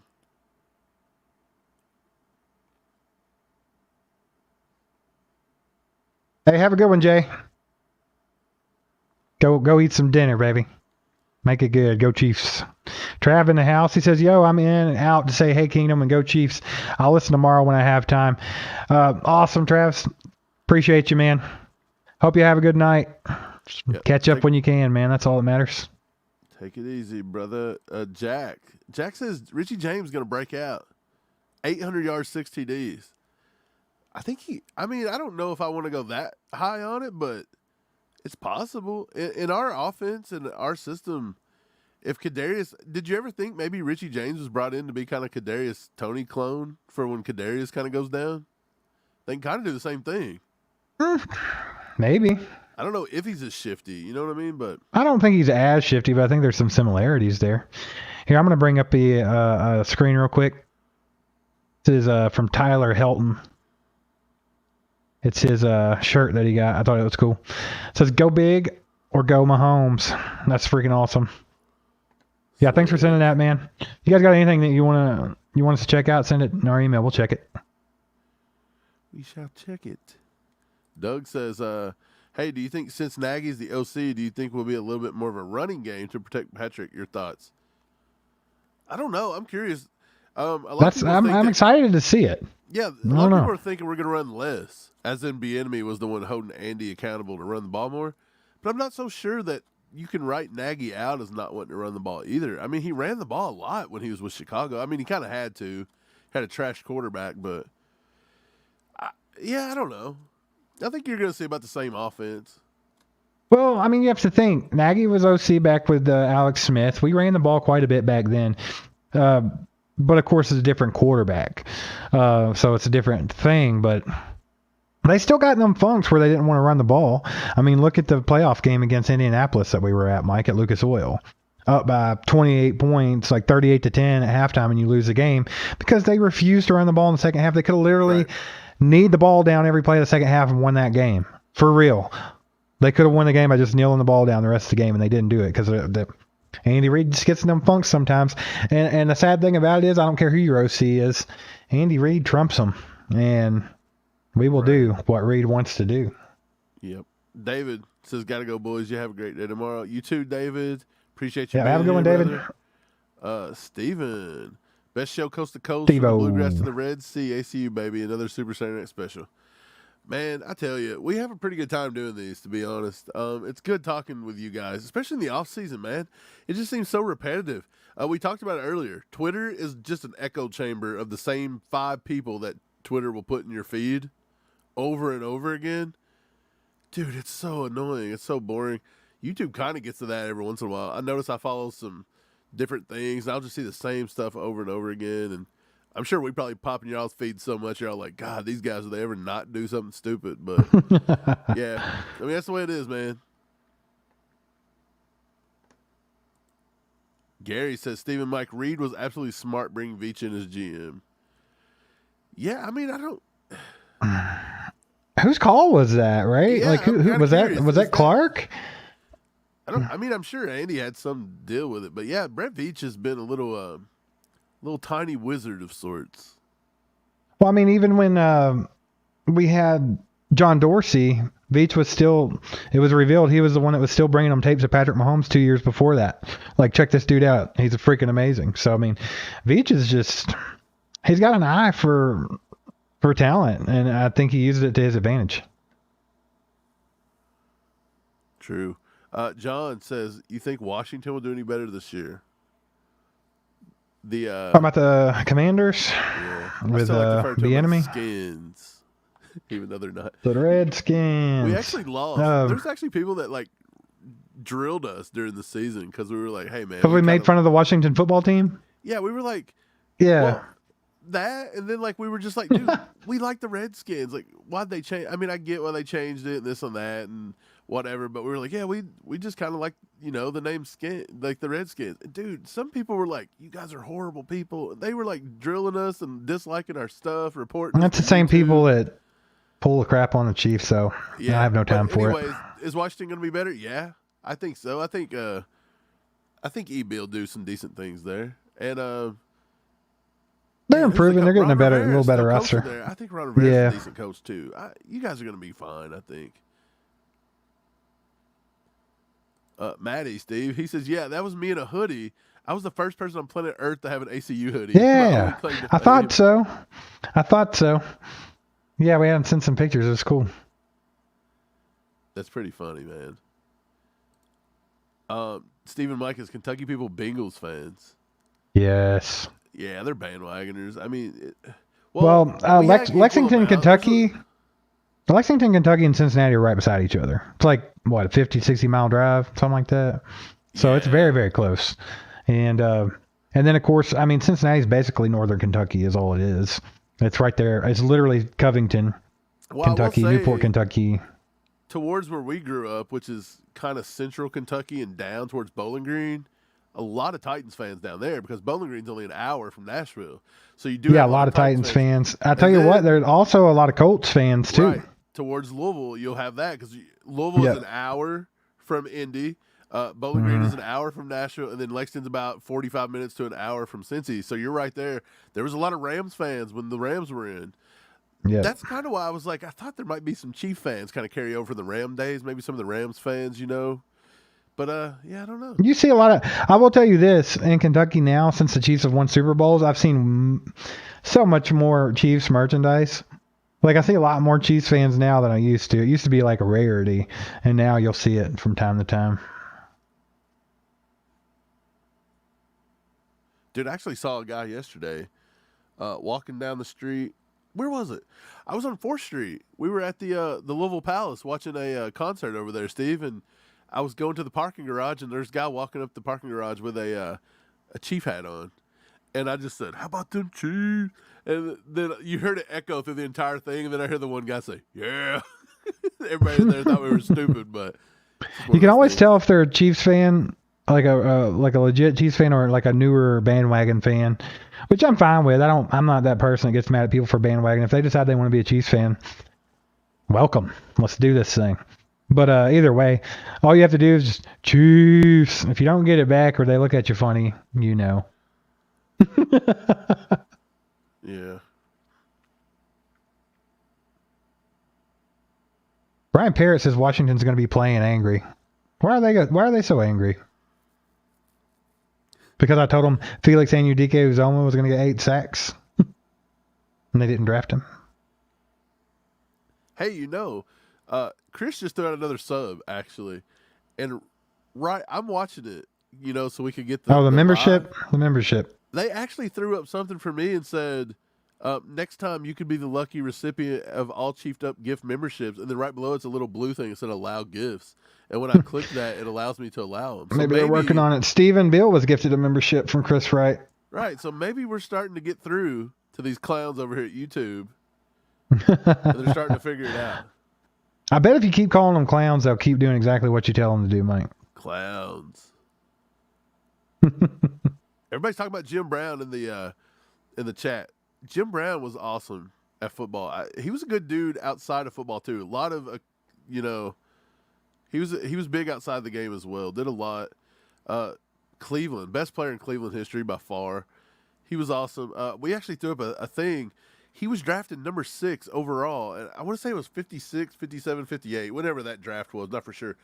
But he was actually drafted after Paul Hornung, that come out of Notre Dame, and Green Bay took him. And then the Pittsburgh Steelers drafted Lenny Dawson before Jim Brown. So I thought that was a pretty iconic draft, to be honest. But yeah, he was drafted right after Lenny Dawson, which is kind of cool. But yeah, sucks that Jim Brown. But I mean, he lived a good life. He was an older guy, right? Like he was up there. It wasn't like he, tragically lost him too soon. Still sad though. Rest in peace, Jim Brown, for sure. Jim Brown's a cool dude. Gary says, wasn't it Nagy that gave Mahomes the answers? Yeah. So that was the story that with the interview they were doing with Mahomes, Nagy actually snuck and gave him the answers to everything before because he wanted him so bad. So that's a cool story too. Mahomes and Nagy, they have a good relationship. So that's just which I'm not saying Mahomes and Bieniemy didn't, but I don't know. I feel like there's a little more chemistry between those two as opposed to Bieniemy. So I don't know. I think it'd be a good thing having him back in the reins on the offensive line. John Usher says Veach was in Philadelphia with Reed, wasn't he? Yes, he was. So there's that connection. So Reed could have definitely had a lot to do with Veach coming on over. So good point. Jack Green says, I think Skyy's confidence was bombed on the punt returns. Skyy is smart and tough. Agreed. I think a lot of people lost their confidence in Skyy Moore too and forgot how good he is and how good he's going to be because of a couple dropped punt returns. And he shouldn't have been doing it anyway. I thought that was on the coaching staff. They were just running their heads into a wall with that one. I don't know what the heck they were doing. But yeah, he's going to be a beast this year. Can't wait. Mike, you okay over there? You're intensely into something. I'm just watching the chat, seeing what's up. Rosenberg says, I get more daylight than you guys. Literally sign up at 5:15. I need to make dinner. Sun is now setting. Give it 5:15. EB will definitely make Washington better. They're bought in. Yeah, I think he's definitely going to make Washington better, and I think that he's going to do his best to do so because he wants a head coaching job. And what better way to do it than separate yourself from Andy Reid and Patrick Mahomes and still succeed? It'll show them that you have what it takes. So, right. Doug says he's got to go. Thanks, Marvelous Mike. I'll take it. Later, Superman, Doug. Steve, and everyone in the chat. Peace. Y'all be safe later. Later, Doug. Thanks for being here. Appreciate having you as always. Good questions, good content, good talk, good times. Sherry says she was gifted a membership from Chris Wright. Thanks. Chris throws out a lot of memberships, guys. Like Chris does a good job helping us grow this thing.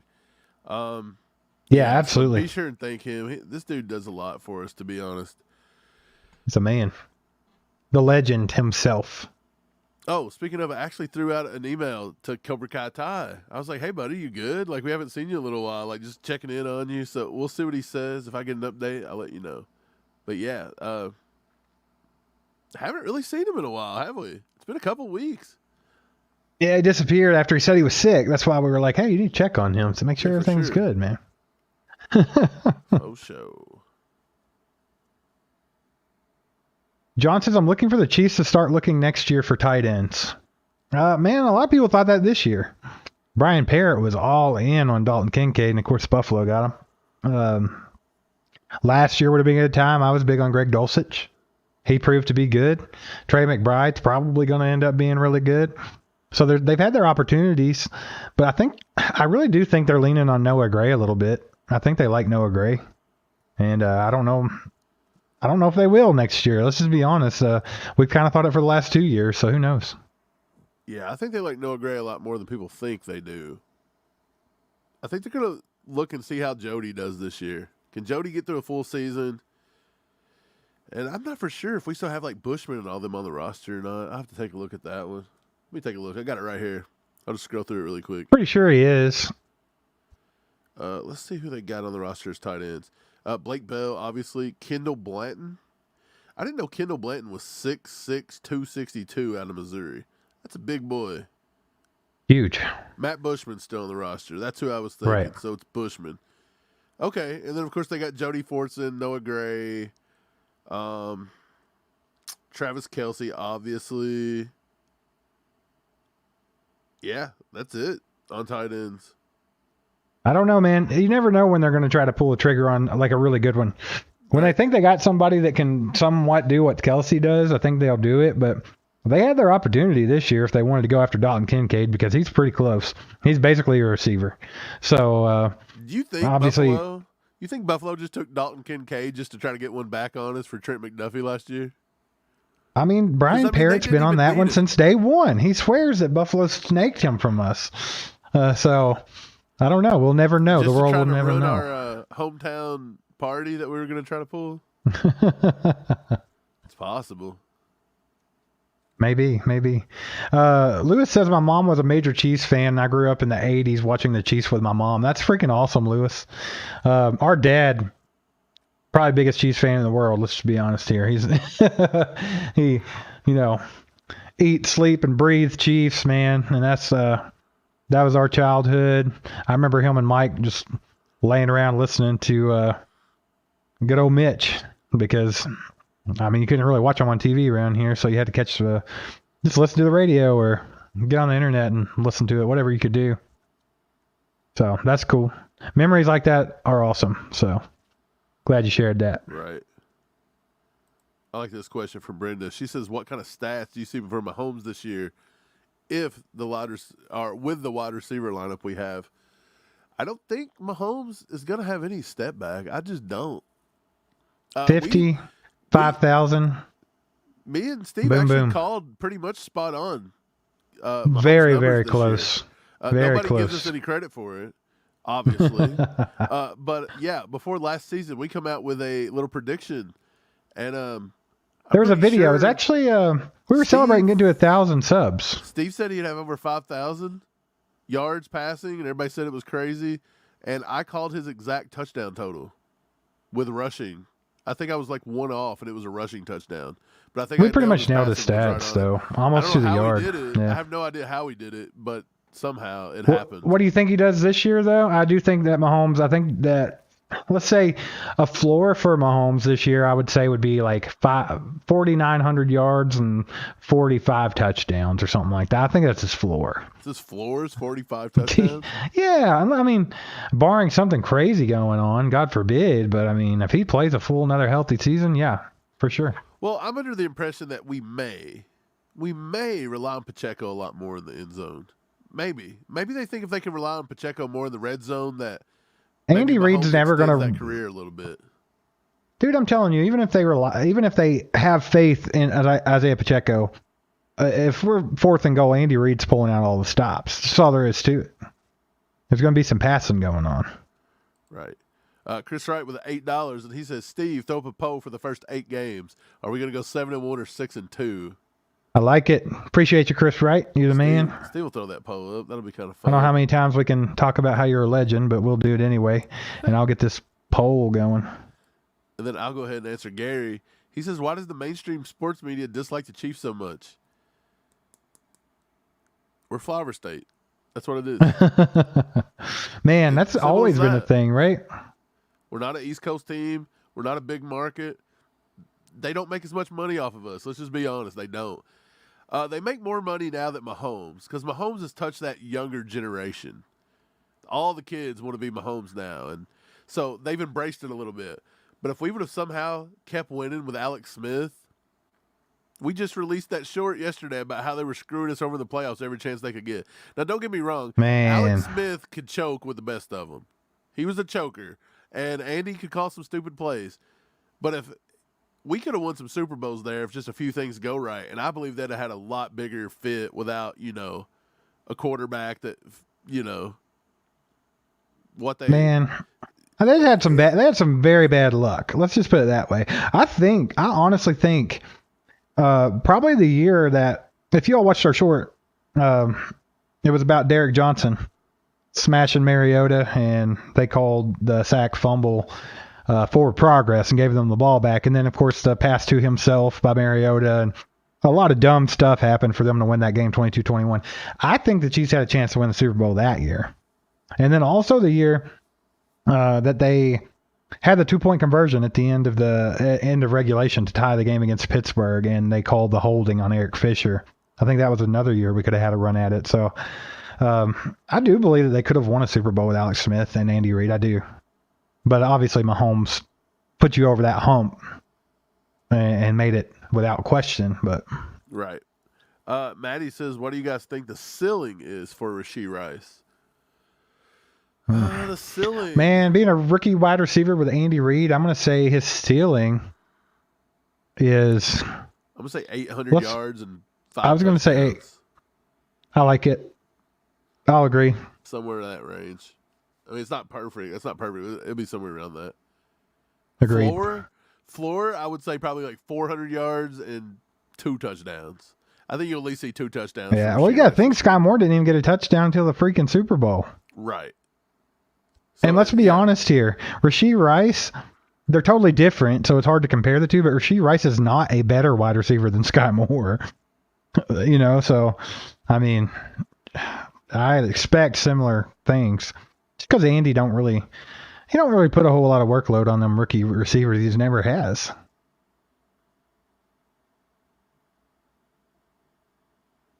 Lewis says, I'm sorry.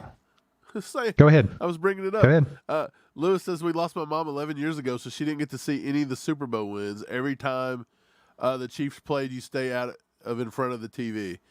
That sucks, Lewis. Sorry for the loss. That does suck, man. But I tell you what, that was one of the big things. Like me and Steve, our pop's getting up there in age. He's good Lord, I don't even know how old 64. He is now. Yeah, he's getting mid-60s, so he's starting to get up there. He works too much. His health's not the best in the world, let's be honest. We wasn't blessed with genetics. But that was one of the things. We were so sure like that he was going to go to the grave without seeing a Chiefs thing. And for him to follow him like religiously since the 60s, that was crazy. So I'll tell you what, man. That we've got to see that over the past few years has been great. Super Bowl 54, I don't care how many we win, that will forever be burned into my memory because of just that. Just to get to see that. That was cool. Yeah. But yeah, sorry about your mom, Lewis. That would have been cool, but she saw it. She was pumped. Oh yeah, she was partying. Reach is here. What's up, Reach? He says they hate it. What's going on, Reach? They hate it because they ain't us. What's up, fellas? Dude, dang right. It's the same stuff, dude, all the time. All right, guys. If you're new to the channel and you're here, stick around. Hit that sub button. Hit that bell. That way you can hang out with us more often. Don't be afraid to get in the chat. Everybody in the chat's super cool. Just trying to build a good little Chiefs kingdom here. Chat it up on YouTube. So make sure you get involved with that. Also, you can become a member. We do members only live streams once a month, and there's lots of other perks too. So go check that out if you haven't done that. And also, we have Chris Wright in the house, who is the Oprah of memberships. So he hands out a lot of memberships. So make sure that you have it turned on, that you can accept gifts and you can reap the benefits of that. But yeah, Mike. So our members only live stream is coming up. It'll be the first Thursday of June. We actually have something cool to give away on that live stream, Mike. Do you want to tell them what it is? We do. It's a good one.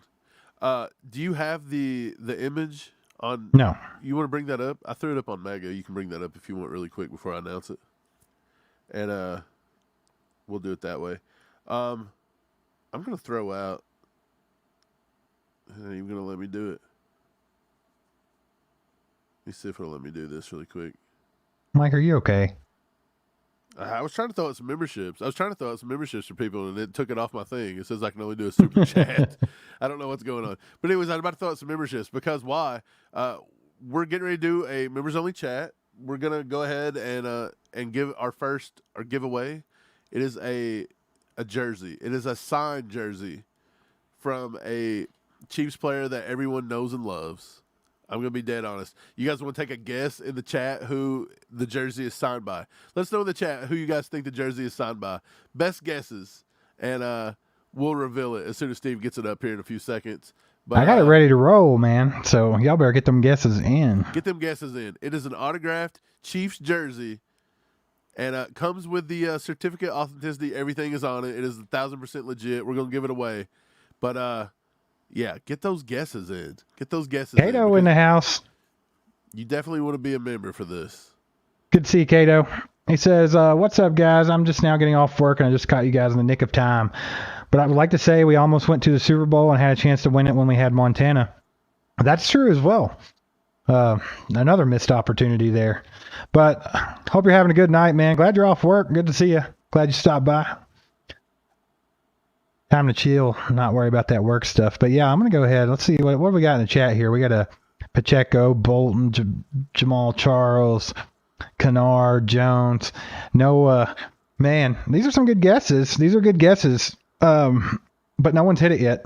Nobody's hit it. Nobody's hit it. Stephen James, if you're out, man, have a good one, bud. Thanks for being here. All right, so this is an epic Chiefs player. He is no longer playing, if that helps you guys guess. But one of the great Chiefs, in my opinion. And you know what? He's a very underrated one as well as one of the great Chiefs. Because, I mean, not that he's underrated. Everybody loved this guy. But I feel like he's not talked about enough because he was a freaking beast. So, it is what it is. Right. Lewis says Mahomes proved that we don't need a true number one receiver. Get over he likes who he has. So that's a sentiment a lot of people have. But at the same time, we've talked about before, like maybe Mahomes don't want to be bringing up everybody all the time. Maybe he wants to have a good receiver that can bring him up and elevate his game. You never really know what's going on behind the scenes. I don't think he's an Aaron Rodgers or would ever be, but you don't want to get yourself in that situation either. You want to make sure that he has good weapons and the best that you can get him. So it is what it is. Okay. Nobody's going to get it, Steve. Just bring it up. We're going to surprise everybody. Everybody's going to love it. Ain't nobody going to get it. They ain't going to get it. No faith. Mike has no faith in you guys. Just thought you should know that. Subject. We're dancing around it, not having it. I wish it was Derek Thomas, Brown Parrott, but it's not. It is. We have a Derek Johnson, linebacker, number 56, autographed jersey that we're going to give away to our members. One of our members is going to win this. So thank Chris Wright if he's gifted you a membership. Thank anybody that has gifted a membership. If your membership gets ready to run out, go ahead and renew that bad boy because we're getting ready to put that up. We're probably going to do it maybe next week or the week after. We're going to go ahead and do the members-only membership for do you even know what you're talking about? Late May. We're going to do it in late May, right? That'll be the members-only. Would you shut up? The members-only live stream is the first Thursday of every month. It'll be the first Thursday of June. Well, we haven't done one this month, have we? Yeah, we did. It was our first one. It was our first one. So yeah, it'll be the first Thursday of June. So make sure you guys renew that membership if you need to, and you'll have a chance to win this jersey. It'll be fun. Yeah, well, I guess you got to wait till June. Steve's rules. I was trying to. Steve's rules. That's just what it is. It's a monthly members only live stream, Mike. Yeah, but the members that were here for May didn't get it yet. So the first month didn't get a chance to win. Okay, I see what we're doing. We're just gonna give away one on our second month and skip the first month giveaway. Yeah, that's exactly what we're doing, actually. Okay, cool. I don't care. He's out of control, ladies and gentlemen. But yeah, that's cool. Just a giving guy. I'm gonna go look at our poll. I never did go check on the poll. Let's see what people think the Chiefs are going to do through week 8 as far as record goes. I'm going to end that. It looks like 39% think the Chiefs are going to be undefeated at week 8 at 8-0. 36% 7-1. 24% say 6-2. And 0% think that we could lose 3 games in the first 8. So I'm liking what I'm seeing. I'm loving the confidence. Because I think it's very, very possible they could go 8-0 for sure.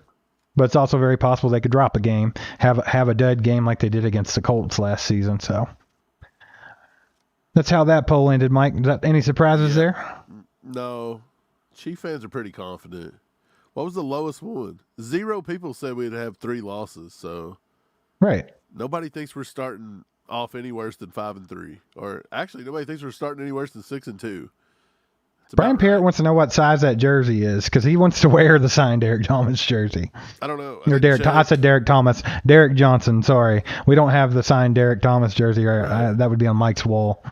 Right. I'm not for sure what size it is. I've just figured whoever got it would frame it and put it on the wall. So it might be a baby's jersey by the time it gets here. I don't know. Depending on how hot it gets outside during the shipping process. Chris Wright says the next giveaway after that has to be 2 tickets to the Week 3 Bears game. That'd be pretty sweet, actually. We could definitely do some tickets and stuff like that in the future, so definitely be on the lookout for that. Yeah, that'd be kind of cool. Jack Green says if he doesn't win, he's blaming you. No. You can blame Mike for anything you want. That's what I do. As his little brother, I blame Mike for a lot of things. How is it GG Omen 08 or do you pronounce it G Goman? I'm pretty sure it's GG Omen. Okay. I don't know. Either way, gifted 5 memberships. So you guys nice. Make sure and claim those memberships. We appreciate you, GG. You're the man. Yeah. Dude, thanks, Omen. Claim those memberships, man. Very, very cool. Get yourself a possible Derek Johnson jersey. Can I That'd win be cool. Jersey? Maybe. I don't know. Are you a member? Yeah. One day I was accidentally gifted a membership by Chris Wright. Well, maybe, because I think what we're going to do is we're going to find some kind of randomizer. Probably have you guys drop a hashtag in a video or something like that, and that way we can just randomize pick who gets it. And maybe we might even do it to where you can see it live and everything. That way you'll know it's legit 100% and everything. So we'll figure that part out. But we're gonna do a giveaway on every members only live stream from here on out. So it'll be something different every time. We're not going to do the same thing every week. So right. Hey man, you guys get those memberships. Gary got one. Gary, congrats, buddy. Says Gary was gifted a membership. Nice. I think there's 3 or 4 left. At this point, a lot of people in our chat are members already. Like, we roll. Absolutely. 65, 75 members. We're a tight-knit group here. Right. There's not a lot of outsiders get in here and talk with us. I guess it's because your buddy YouTube doesn't show it out to them very much, Michael. That's exactly right. YouTube hates me. It's okay. YouTube can suck it. They're like, we're not going to have anybody looking at Mike today. Shane says, Mike and Steve, my dad might have your dad beat for Ultimate Fan. For real, when I was a kid, he would run outside and scream touchdown Kansas City Chiefs every touchdown. LOL. Fan since I was born in 92. That's freaking awesome, Shane. That's great. Dude, are those not like the greatest memories ever though? Like, think about it. Like, it's weird to think about, but like me and Mike and my dad, like I feel like the Chiefs definitely made us closer. It's such a weird thing, but just something like the Chiefs made us closer and tighter bond there for sure. So it's awesome how that works. Right. Yeah, a lot. Well, the fact that we're not from Kansas City, so like we didn't get to grow up going to the games, we didn't get to do stuff like that. So it was literally like, I remember we were just getting online when the internet was invented, and we were getting on like message boards and talking about the Chiefs. Like, who remembers message boards? Yeah. So, dude, you had to make an effort to be a Chiefs fan if you didn't live in Kansas City. That's for sure. Absolutely. Hey, be sure to turn on gifting, everybody. Turn on gifts. I know we say it so much, but it's true. YouTube makes it so hard to get a gift. So turn those bad boys on.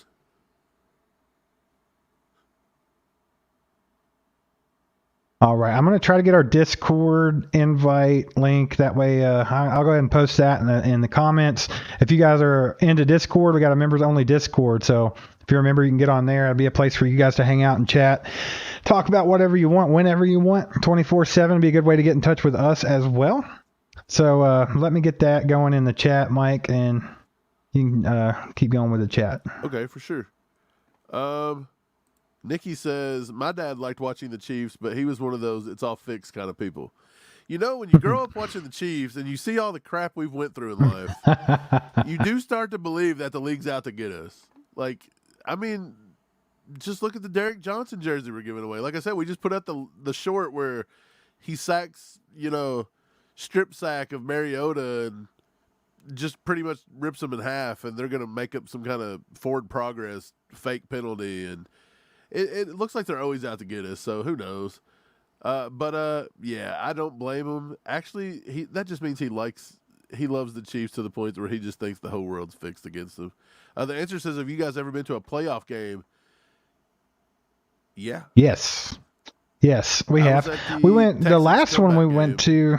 Yeah, that was when I was sick. I think the last one we went to that was a playoff game was against the Colts when it was snowing and everybody was throwing snowballs on the field.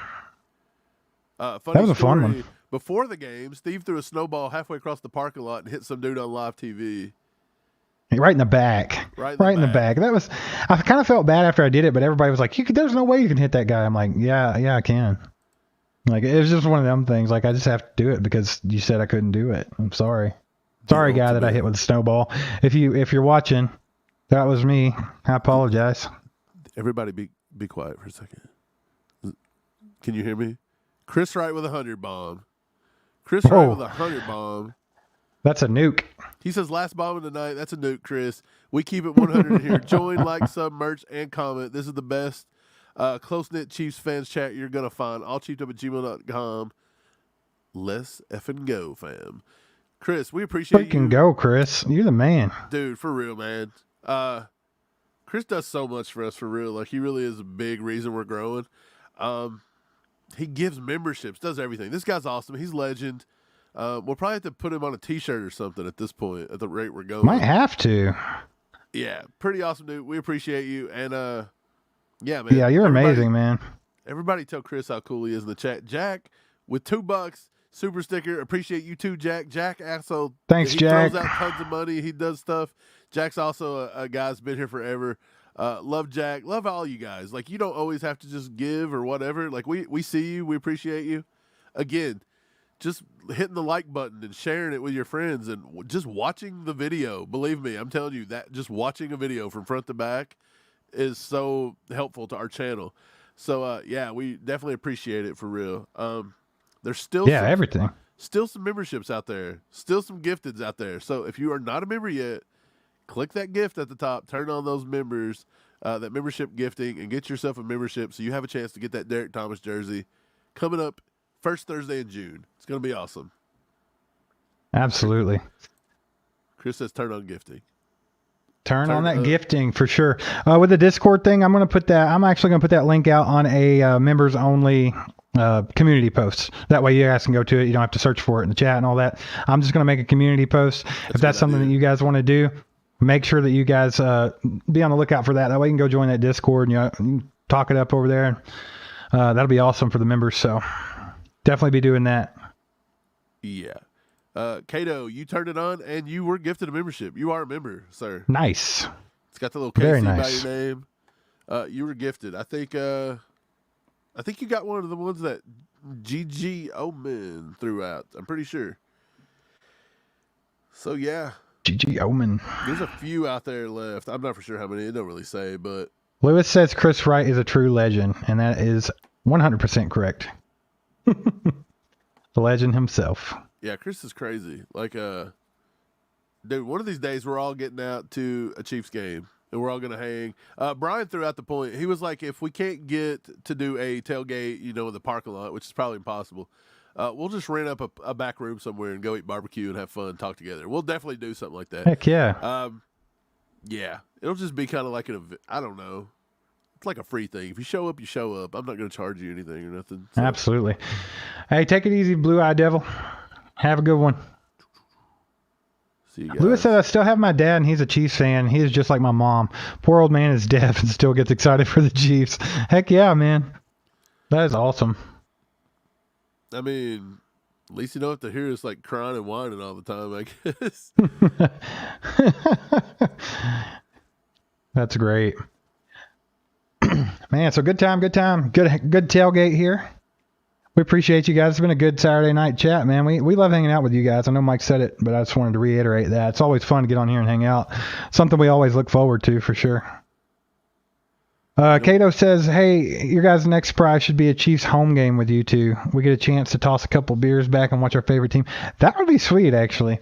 Maybe if we get a chance to get out to a game this year, which I'm sure we will, probably a couple or more, but we should buy an extra ticket and give it away. That'd be cool. Hey, we're going to do a ticket. I'd be down. Dude, I got a good idea. We'll get the ticket. We'll go somewhere in KC, and we'll leave the ticket and put out a picture and just have y'all go, like, do a scavenger hunt for it. That'd be hilarious. Hey, Chris Wright says Jack Green says we need a signed Chris Wright jersey with a bomb on it. We do. Dude, I'm gonna make an emoji. I'm gonna make one for the truth bomb because we like to drop the truth bomb sometimes. So I'm gonna get that one made. But maybe I'll make another one with like a mushroom cloud or something for the Chris Wright nukes, the Chris Wright bombs. That'd be awesome. Yeah. Brenda says, great chat. You guys are always awesome. We appreciate you, Brenda. And yeah, our chat's awesome. All you guys are amazing. Like we got the best of the best in our chat. That's for sure. So if you're new to the channel and you have not hit that sub button yet, make sure to do that. And also get in the chat. I know we have some people who just don't talk. They come watch and they don't really get involved, but don't be afraid. Get over there. Good people.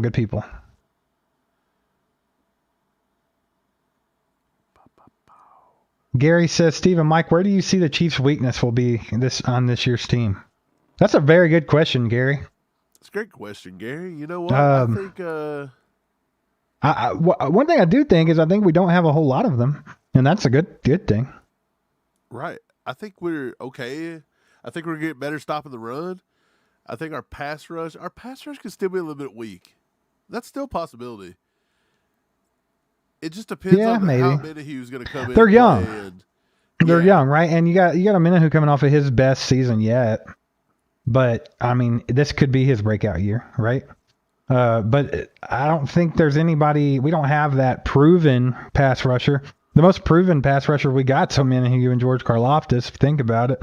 Obviously, we're not talking about defensive tackles here. We're talking about edges because Chris Jones is just Chris Jones. Yeah. But I mean, on still be a weak point if they don't gel just properly, especially early. I don't think it's going to be an issue though. I don't think the offensive line is going to be. Honestly, I think it might be pass rush. Like we could always use more pass rushers, so I think I'd go with that. But I don't necessarily think we're weak there either. So that just tells you I'm pretty hopeful for this team this year. I mean, I think they're coming together quite nicely, and it's going to be fun to see how this goes in the off season and how this roster shakes out for sure. Right. Chris Wright, I was working. No, hold on. My bad. Chris Wright, I'm working on the ketchup bottle emoji. I'm still working on it. I want one that looks like an actual ketchup bottle that you can tell what the heck it is, because the emojis are so small. So I'm gonna have a good one soon. So hang tight. Go ahead, Mike. Cato said he's from KC and knows a few good places where we can hang out. But my family is really good with tailgating in that parking lot, so we can have some fun, guys, and get fat off the barbecue. For sure. I'm down. That'd be fun. I'm sure we're probably going to be there. We always get out to camp. We always try to watch a preseason game while we're there as well at camp. So we'll definitely let you guys know that we're going to be there. So we'll probably get there and walk around the parking lot early. We were there walking around last year, man, giving people stickers and keychains and all sorts of stuff. Yeah, that was cool. So many people were like, "Hey, man, we watch you idiots on YouTube," and I was like, "Cool."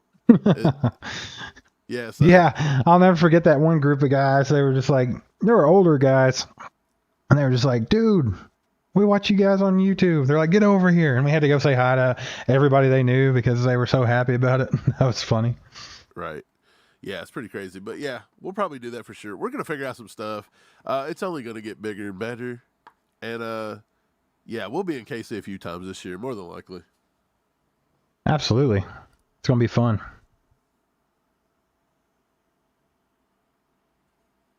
Cato says, hey, everybody, I'm going to be at the Chiefs-Eagles game on Monday night, November 20th, if anybody wants to join. That's cool. That'd be a good one to go to, actually. Monday night games are a little rougher to get to, but that'd be fun. Wait a second. And it says, ACU fan, we should all chip in and buy a suite at the Chiefs-Eagles. It would be epic. Wait, dude. So does that work like that? Like if we chip in on a suite, can anybody just roll up in there, or do you still have to have a ticket to the game? Like how does that work? I'm curious. Yeah, because if it Also, works what's the a way that we can do that, dude, we're so doing it if we can. If that's possible, and that's the most amazing idea yet, and I love it. That'd be freaking epic. I'll look into it. I'll talk to the Chiefs ticket guy. He writes me every other day, and he's like, dude, you get those season tickets yet? And I'm like, I want them. and then, yeah, you know how that works. Dude, that would be so fun. That's such a good idea. That's a pretty clever idea. I don't know how it works, but I'm going to figure it out. Nikki says, every year I think I'm going to camp, and then I decide it's too hot. Dude, it is hot. It's brutal. It gets brutal out there for real, but they try to have camp early, though, during the day. So still usually sucks. have the humidity, but they try to end it before like noon, before like you start like looking like a piece of beef jerky. But it still gets hot. It still gets hot. Dude, we drove up the year that Mahomes won the Super Bowl. It was last year before that. No, it was before that. It was the first one. And my God, that place was so packed. It was like an hour and a half just to get in there. Like, oh yeah. You're talking about right after Super Bowl 54. Yeah, we went to that one, and it was super packed. It was unreal, and it was so hot. That was the hottest one. Yeah, it was brutal outside. Crazy. John Usher says if their defense will have to send 2 blockers for 1 player all the time, we will get to their quarterback. Yeah, I don't think we'll have a problem getting to the quarterback. I just think that's an area we could maybe improve on. But I mean, I'm not down on our pass rushers. I just don't think that we have a whole lot of weaknesses on this roster. I think that we have places that we could improve. Well, obviously, it's always possible to improve, but I think it's a pretty solid roster. I'm excited for the defense in particular because I think the way this defense has been growing the last couple of years, between Veach, nailing these guys in the draft, and then Spags absolutely getting them to play to the best of their ability, and then calling the games that he does. I'm excited to see how this defense goes because I think Spags is going to be having them humming this year, baby. I'm excited. We're going to be a top 5 defense. We're going to be a top 5. Spags may actually get a coaching offer at the end of the year after this season, I believe. Hot take. Hot take. Shane says, Mike and Steve, well, props to you guys for making that effort to be a fan. Respect. Absolutely, man. That's what we do. Yeah, we already love said, the Chiefs. Like, it's very rare. We're never going to live stream a game. Probably not. Probably not. We're going to be in front of our TVs yelling, or we're going to be at the game yelling, and I have no desire to be Mitch Holthus. I don't want to do it. I want to watch the game. I want to enjoy the game. I'm not going to do it. We may do, some after reactions and things like that, or we'll definitely go live games. After. But Chiefs games off the table, son. We could have some great lives after the games because our instant reactions are hilarious. Because, yeah, it can get bad sometimes, especially if the Chiefs come out there and pull those low effort games like they did against Cincinnati last year. And it says Discord should be fire. Yeah, it should be a cool place for all the members to hang out, man. I think it'll be cool. I do have 2 moderators or admins, what they call it over there. I have 2 admins over there right now because I don't know a whole lot about Discord. I'm old and I don't get it. I know a lot of you guys, I don't know if you use it or not, but maybe that's something that you guys could try out. I think it'll be cool. But if any of you guys are familiar with Discord and you're interested in being an admin over there and helping that thing grow and be fun, just a good tool for the members here, hit us up at allchiefedup@gmail.com and we'll get you straight over there, and you can help get that thing together. For sure. What's up, Jared? Jared says, I'm here for the thumbnail. You guys got me again, LOL. What's up, Jared? Crazy. Hey, we've been talking about that. Steve, put that up as a poll. Do you guys like the new thumbnails we're experimenting with? Like the just the plain, simple thumbnail with the word. Like, we're trying to come up with some cool ideas. Steve come up with that one. That's a good idea on Steve's part. Let us know if you like these thumbnails. We used to do the split thumbnails. Do you guys remember those? We'd put like 2 thumbnails and then we'd do 2 things, but we decided to simplify it a little bit. Just let us know. It's fun. We want feedback from you guys. If you don't like it, we'll change it. Maybe. Probably not, but yeah, this was the one from today. It was just but yeah, I've been trying to make them where it just focuses more on like one player. I thought this one was kind of cool. So yeah, it worked. It got Jared in here, so I did my job, Mike. I did my job. You did. Yeah. Wait, what's going on? Whoop. What'd you do? Sorry, I just looked at the chat. Man, Jack Green says Discord, I don't understand. Me neither, Jack. But you can go to Discord, just Google search it and come up. It essentially what it is, it's like a modern day version of like old like message boards and stuff. It's a place where all you guys can go out and like chat 24/7, talk to each other, talk about different subjects.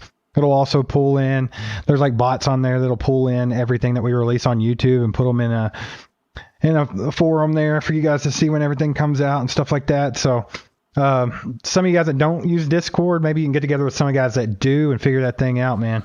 It'll be cool. Yeah, Edits is telling them right here, actually, Jack, it is an app that has different chats and such. There's also a voice chat. So yeah, it's some way that we can communicate with you guys when we're not just doing a live stream on YouTube or whatever. We can talk to you anytime. We can get on there and communicate all throughout the week. If you guys want to get together and talk, it's there for you. It'll be your all's tool. Yeah, buddy. Sign. Chris Rice says, turn that gifting on. Sorry. Turn on the gifting. If you guys have not, make sure to go up to the top to where it has a little box with a gift and click it and hit accept gifts. And you could get a membership. Because Chris Wright is handing them out like Oprah, baby. Right. Gary asked if we're going to go to camp this year. Yep. I'm sorry. I'm going to let you keep clicking those. I'm going to stop. No, it's cool. No more clicking from me. Yeah, we'll probably be at camp this year. I'm not for sure when they announce all the dates. But they usually will throw out the dates. And I think last year you had to get online and you had to claim tickets and everything. They did it kind of weird last year, but... Edits. Discord going to be like a $10 membership? No, any member can be on the Discord. It's a members only Discord. It don't matter what tier you are, you can get that. So don't worry about that. Discord's going to be for all members, everybody. Brian Parrott says hit that like button. We appreciate you, Brian. If you have not hit that like button yet, make sure to hit that like button. It helps us out tremendously. So just takes a second. Just go hit that like button. That'd be awesome. Yeah, not for sure how many people has hit the like button tonight. I'm going to go look. I haven't even looked at it, man. Mine says 66, but it's not refreshed. Very nice. Not too bad. Let's hit that 100 mark. By the time we get off here tonight, we're going to see 100 on there, okay? That's our goal. T-Bone in the house says, what's the holdup you think with Rashee Rice signing? Nothing. I don't think it's a holdup. We actually talked about this on the last live stream about the rookie signing stuff, and it's kind of went exactly how I said it would. The next one would be Felix, which he signed today. And then Rashee Rice would be the last one signed because he's a wide receiver, and those contracts are always take a little more time to hammer out because they're divas, is what we said. But yeah, last year Skyy Moore was the last one to get worked out. Rashee Rice will be the last one to get worked out, but I would expect to see that, this week sometime.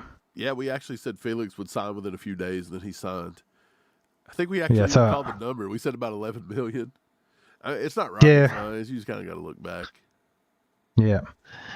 Edit says he means Zoom calls. Yes, Zoom calls are for the Alex Smith tier and up. So if you want to do the monthly Zoom calls, which we're getting ready to do our first one this coming week. If you want to be a part of the Zoom calls, which is more of just, a smaller it'll be fun. If you haven't done Zoom, you'll love it. That's what we're going to do. We're going to start that. You do have to be an Alex Smith member or up for the Zoom calls. So I think the Alex Smith tier is $9.99. So if you want to do the Zoom calls monthly, make sure to upgrade to that tier, and you can do that. No idea what we're going to talk about on the Zoom call. Whatever the heck they want to talk about. Whatever you want to talk about. Brian Parrott says, he that soweth discord among the brethren. We are sowing a discord among the ACU fam, baby. Somewhere to hang out 24/7. That way, if we're not on here doing this, we can still hang out and chat. Edit says, I feel like Alex Smith is a bit underappreciated for his work in KC. I 100% agree with you, Edits. Alex Smith was a major part in turning this franchise around. 100%. Obviously, Andy Reid would have turned it around somewhat anyway, but Alex Smith, streamlined it, right? Getting a quarterback of his caliber to come in and just set the ship straight was perfect. It was absolutely perfect. It was awesome. And he did a tremendous job. And like I said earlier, I think if, barring a bit of bad luck, I think Alex could have won a Super Bowl with the Chiefs and Andy Reid. I really do. But just some stupid things didn't go their way in the playoffs, like we were talking about earlier. But, man, he deserves a lot of respect for what he did for the Chiefs, turning this around. And even how he helped Mahomes his rookie year and helped him get acclimated to the NFL and get his work ethic in order and showing him what he needed to do as a professional. I think that was awesome. Yeah. John says he's got to go. Good to see you guys. Later, John. Have a good one, man. Yeah, you guys have a good one. We're actually going to head on out, too. So we appreciate you guys being with us tonight on the tailgate. Fun time, good time. Make sure to hit that like button on your way out if you haven't done that yet. It helps us out tremendously. But we appreciate you guys. It's been fun, man. Anything left you want to say, Mike, before we head on out of here? No, man. It was just a good night. It was a good night. Hopefully next week we got a lot more Chief news to talk about. So be sure, catch those podcasts on Monday. Catch those videos. Just watch them, like them, comment, share with your friends. Help us grow. We appreciate you guys. Shout out to Chris, too. You were awesome tonight, man. Yeah, appreciate you guys. We'll see you next time. There goes a sight from my soul.